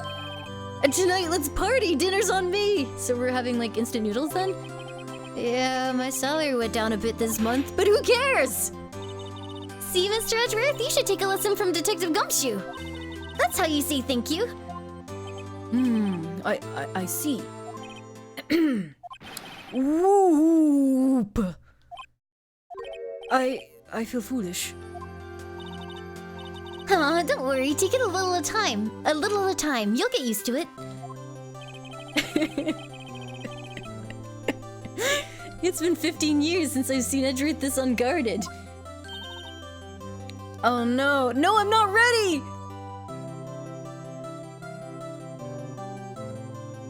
No, please, Lotta! Hey, y'all. Lotta! Y'all were great in there. Ah, thank you. Yo, Edgeworth, congrats! Thank you all very much. I knew y'all were innocent from the start, of course. Just look at ya. You wouldn't even stick your hand in the cookie jar even if there were no... You wouldn't stick your hand in the cookie jar even if no one was there. You were the witness on the first day of the trial, weren't you? How about them decals? Yeah. I can't even decals anymore. My throat is just... Yeah, well, let bygones be bygones, eh? Speaking of which, what are you doing now, Lotta? Who, me? Oh, well, I went back to college. I gave up trying to be an investigative photographer pretty quick. Really? That's too bad. Huh? Isn't that the hot dog guy from the park? Wait a minute. It's you again. William DePaul, thank you so much for the resub. Thank you for the 3 months. Sorry, the 10 months of support at tier 3. The dream is collapsing. Thank you so much for supporting the channel at tier 3 for 10 months. That is an incredibly long time and incredibly generous. Thank you. It's over, Nick. My life is over. Why the sad face, Larry? What happened now? Oh, Nick, I'm not long for this world. You don't look sick. It's Beyonce. She's going to live in Paris. Paris, Nick. She's leaving me behind. Should have seen that coming. Yo, Edgy, there you are. Yes, here I am. Congrats, Edgy. Here, a little gift from me. It's celebration. Your voices for each character make my day. Aw, Dragon of War, thank you so much for the $25 million kabillion dollars. Thank you so much. I'm glad you enjoy them. They're kind of all fading out at this point because I am fading out. But I'm doing my best, and the fact that you guys like them means the world to me. Thank you so much, and thank you for the support. Celebration? That's unusual for you. Harry Butts, you come along tonight too. My treat, pal. Huh? Thanks. Looking forward to it. Yo, Nick. That's the suit that questioned me. When he says treat, that's not police talk for prison food, right? Right? I think you'll be fine, Larry. Welcome aboard. Ike Peace, thank you so much for the sub. Thank you for the support. Welcome to the Lime Call. Enjoy your new lime friend. Thank you very much for supporting the channel. Thank you. Right. Yeah, what's up? That envelope that Larry gave me, it's got money in it. Well, yeah, that's not strange. People give money away to celebrate sometimes. It's $38, right? Huh. What a weird amount. I mean, it's not a little, but it's not a lot either. $38 exactly? Nick? Wasn't that exactly the amount of lunch money that was stolen from Mr. Edgeworth in school? $38! No! No! Larry, it was you! What are you so surprised about, Wright? Huh? Larry was absent that day from school, right? But that doesn't automatically rule him out as a suspect. What? Think back to that day 15 years ago. Larry took the day off, but he was bored, so he came to school anyway. Then he saw the money lying there, and the rest is history. I never was good at history. Edgeworth, you didn't know, did you? I suspected. I just couldn't picture Larry protecting you like he did that day. Everyone else was saying you did it. The whole class was against you, remember? Yeah, too well. Right, you may not know this, but we used to have a saying back in school. When something smells, it's usually the butts. I know. Really, Wright, I'm surprised you didn't figure it out. Well, this sure is an unexpected turn of events, huh? Edgeworth. You should have told me! Now, Nick, it was 15 years ago. Don't you think that why did you make me say it one more time? The statute of limitations has run out, Mr. Edgeworth? I'd say so, yes. There you have it. Where does that leave me? I became a defense attorney because of what you two did. Well, you always have been something of an insufferable emotionalist. Yeah, and you get worked up too easily, too. Death! The death sentence for both of you! Man, if only I'd known I'd become a prosecutor! The same goes for me, only the other way around. For the longest time, I thought that I might have killed my own father. I thought I might be a criminal. I became a prosecutor in part to punish myself. If I had known the truth, I might have become a defense attorney after all. Edgeworth. Want to switch, right? Hey, y'all, line up. I'll take a photo. Hey, photo time. Let's go. And after that, dinner on me! Detective Gumshoe took us out on the town that night. We celebrated Edgeworth's newfound freedom, even though Edgeworth himself was still in detention.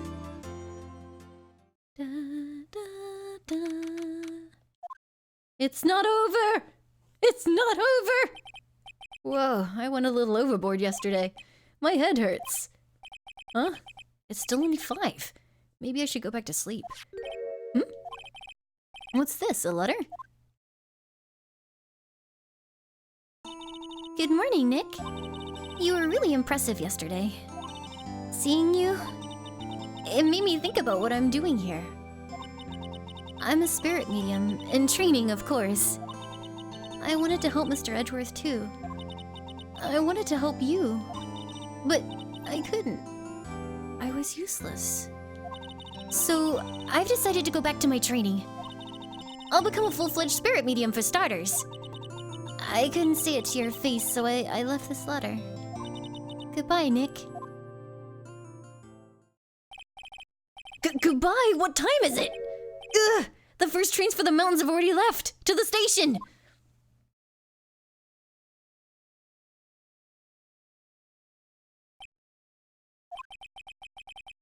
I guess I'm too late. Hey! Nick! Maya! So, you're leaving? Yeah. It's hard being a spirit medium who can't talk to spirits. And I think you'll do fine without me, Nick. Be good, okay?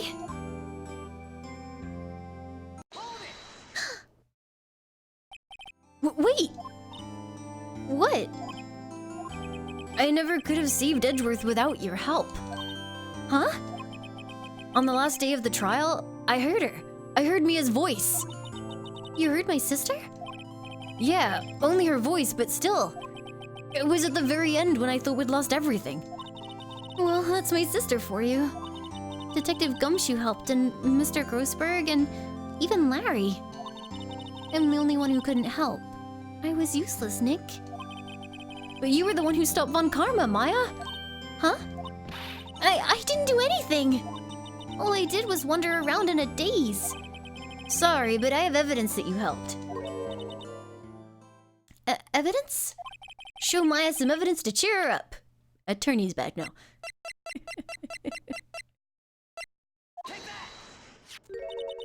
A bullet? Von Karma was convinced he had taken all of the evidence pertaining to DL6. Badge, you guys are super cruel. Why? But you were the one who rescued the last piece of evidence we needed.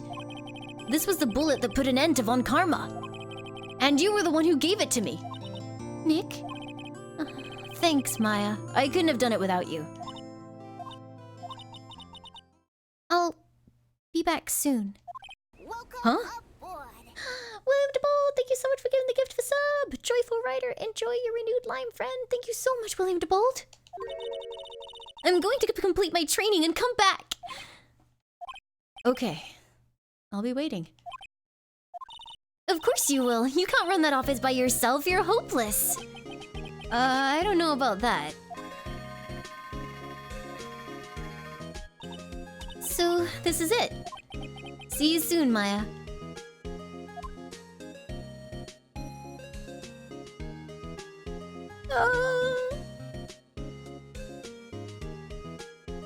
Thanks, Nick.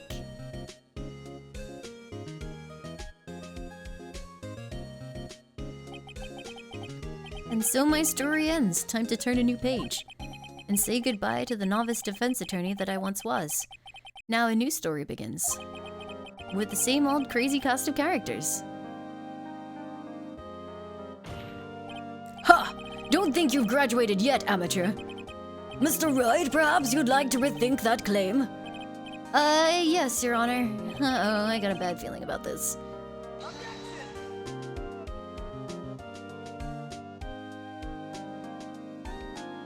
I just realized what the game's about to do to me. No. No, please, God, no. Hey, pal, Mr. Edgeworth came down to the precinct to wish me a happy new year.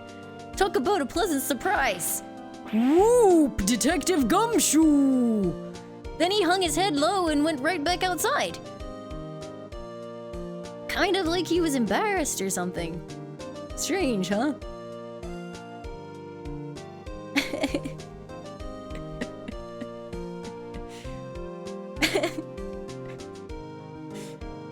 Yeah, Dawn. Huh, Nick? Nah, I haven't seen him lately. Who, me? I've been working at a cheese shop. That Missy's a nice lady, but she's not exactly what you call a cheap date. Huh? Oh, she's in Hawaii right now? Yeah. I've come up with a new recipe. Thank you so much, Paladin, for the 500 bits. I'm doing my best. It just seems silly to stop where I was. Who, Wright? Yeah, I remember him. I hear he's been busy lately. You know, not to ring my own bell, but I sort of taught him everything he knows. I'm sure he's grateful.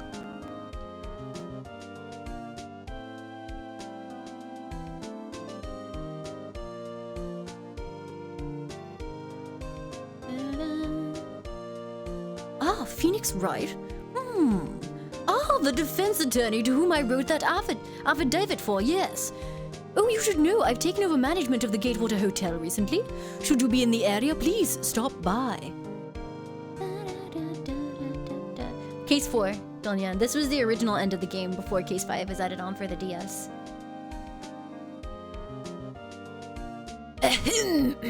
Oh, it's you.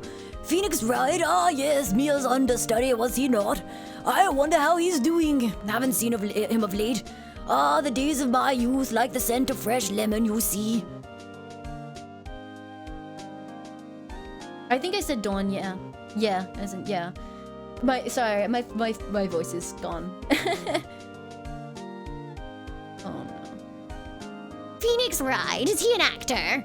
Well, I'm not buying it. You can't be a star with a name like Phoenix. Did you know they're finally putting some of the things on DVD? Oh my god, not even close. Fuck off, old bag. That was not happening at the end of Case 4. I'm pleased to announce The Pink Princess is a hit. I sure owe that Mr. Wright a great deal. Oh, and I'm keeping my face out of the public eye till the show's over. I can't even voice act this stuff because it scrolls so quickly. Shiv, I'm dying! Listen to me! I'm dying, Shiv! I'm dead!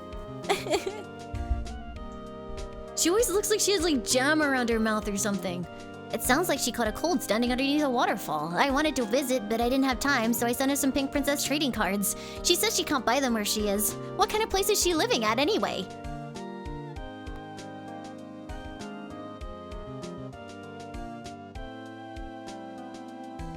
I'll survive? Okay, thanks. I'll try. No! Right? Who's that? You want to talk? Let's talk Pink Princess, alright? But, you know, I snuck into the studio the other day, and I saw her, the one inside the pink princess suit. Ugh, what a dog. It was kind of a shock for a boy of my tender age. Yeah,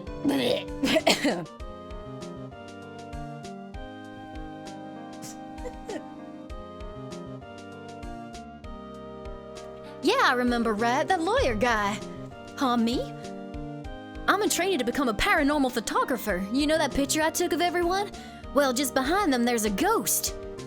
For real, now that's talent. I'm gonna be famous.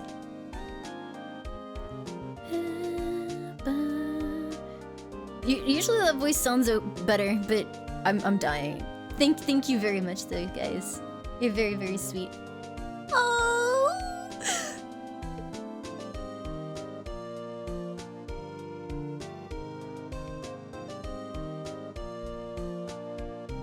Aw, I love you guys. The voice alert that goes off on, like, I think it's, what is it, the over $10 donation, I think? Not the bits one. I think, yeah, that one's me on a better day. Hold on, I'll get it for you. Wow, a brand new episode has been added. So for those not aware, that was a DS episode that was added when the games first came to the West on the DS. So the game felt like it was finishing because it did. Like initially, that was when it finished. Let's see, donations, because I don't want anyone to have to actually do it in order to. Is it this one? Hey Dad, check out my tab. Yeah. This is a test donation for $1. Wow, thanks, Justin. I appreciate that.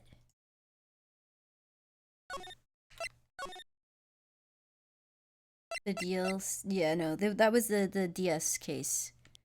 Okay. I am so tired. I can barely even talk. Thank you so much for hanging out with me this evening, you guys. You're all very sweet and wonderful and kind people. Hello, Rain Bucket. Welcome, welcome. Thank you for spending every stream that I do. Just thank you so much, everyone, for everything. You're all wonderful and lovely and sweet and kind and attractive and nice people, and I am honored to be able to stream for you each evening.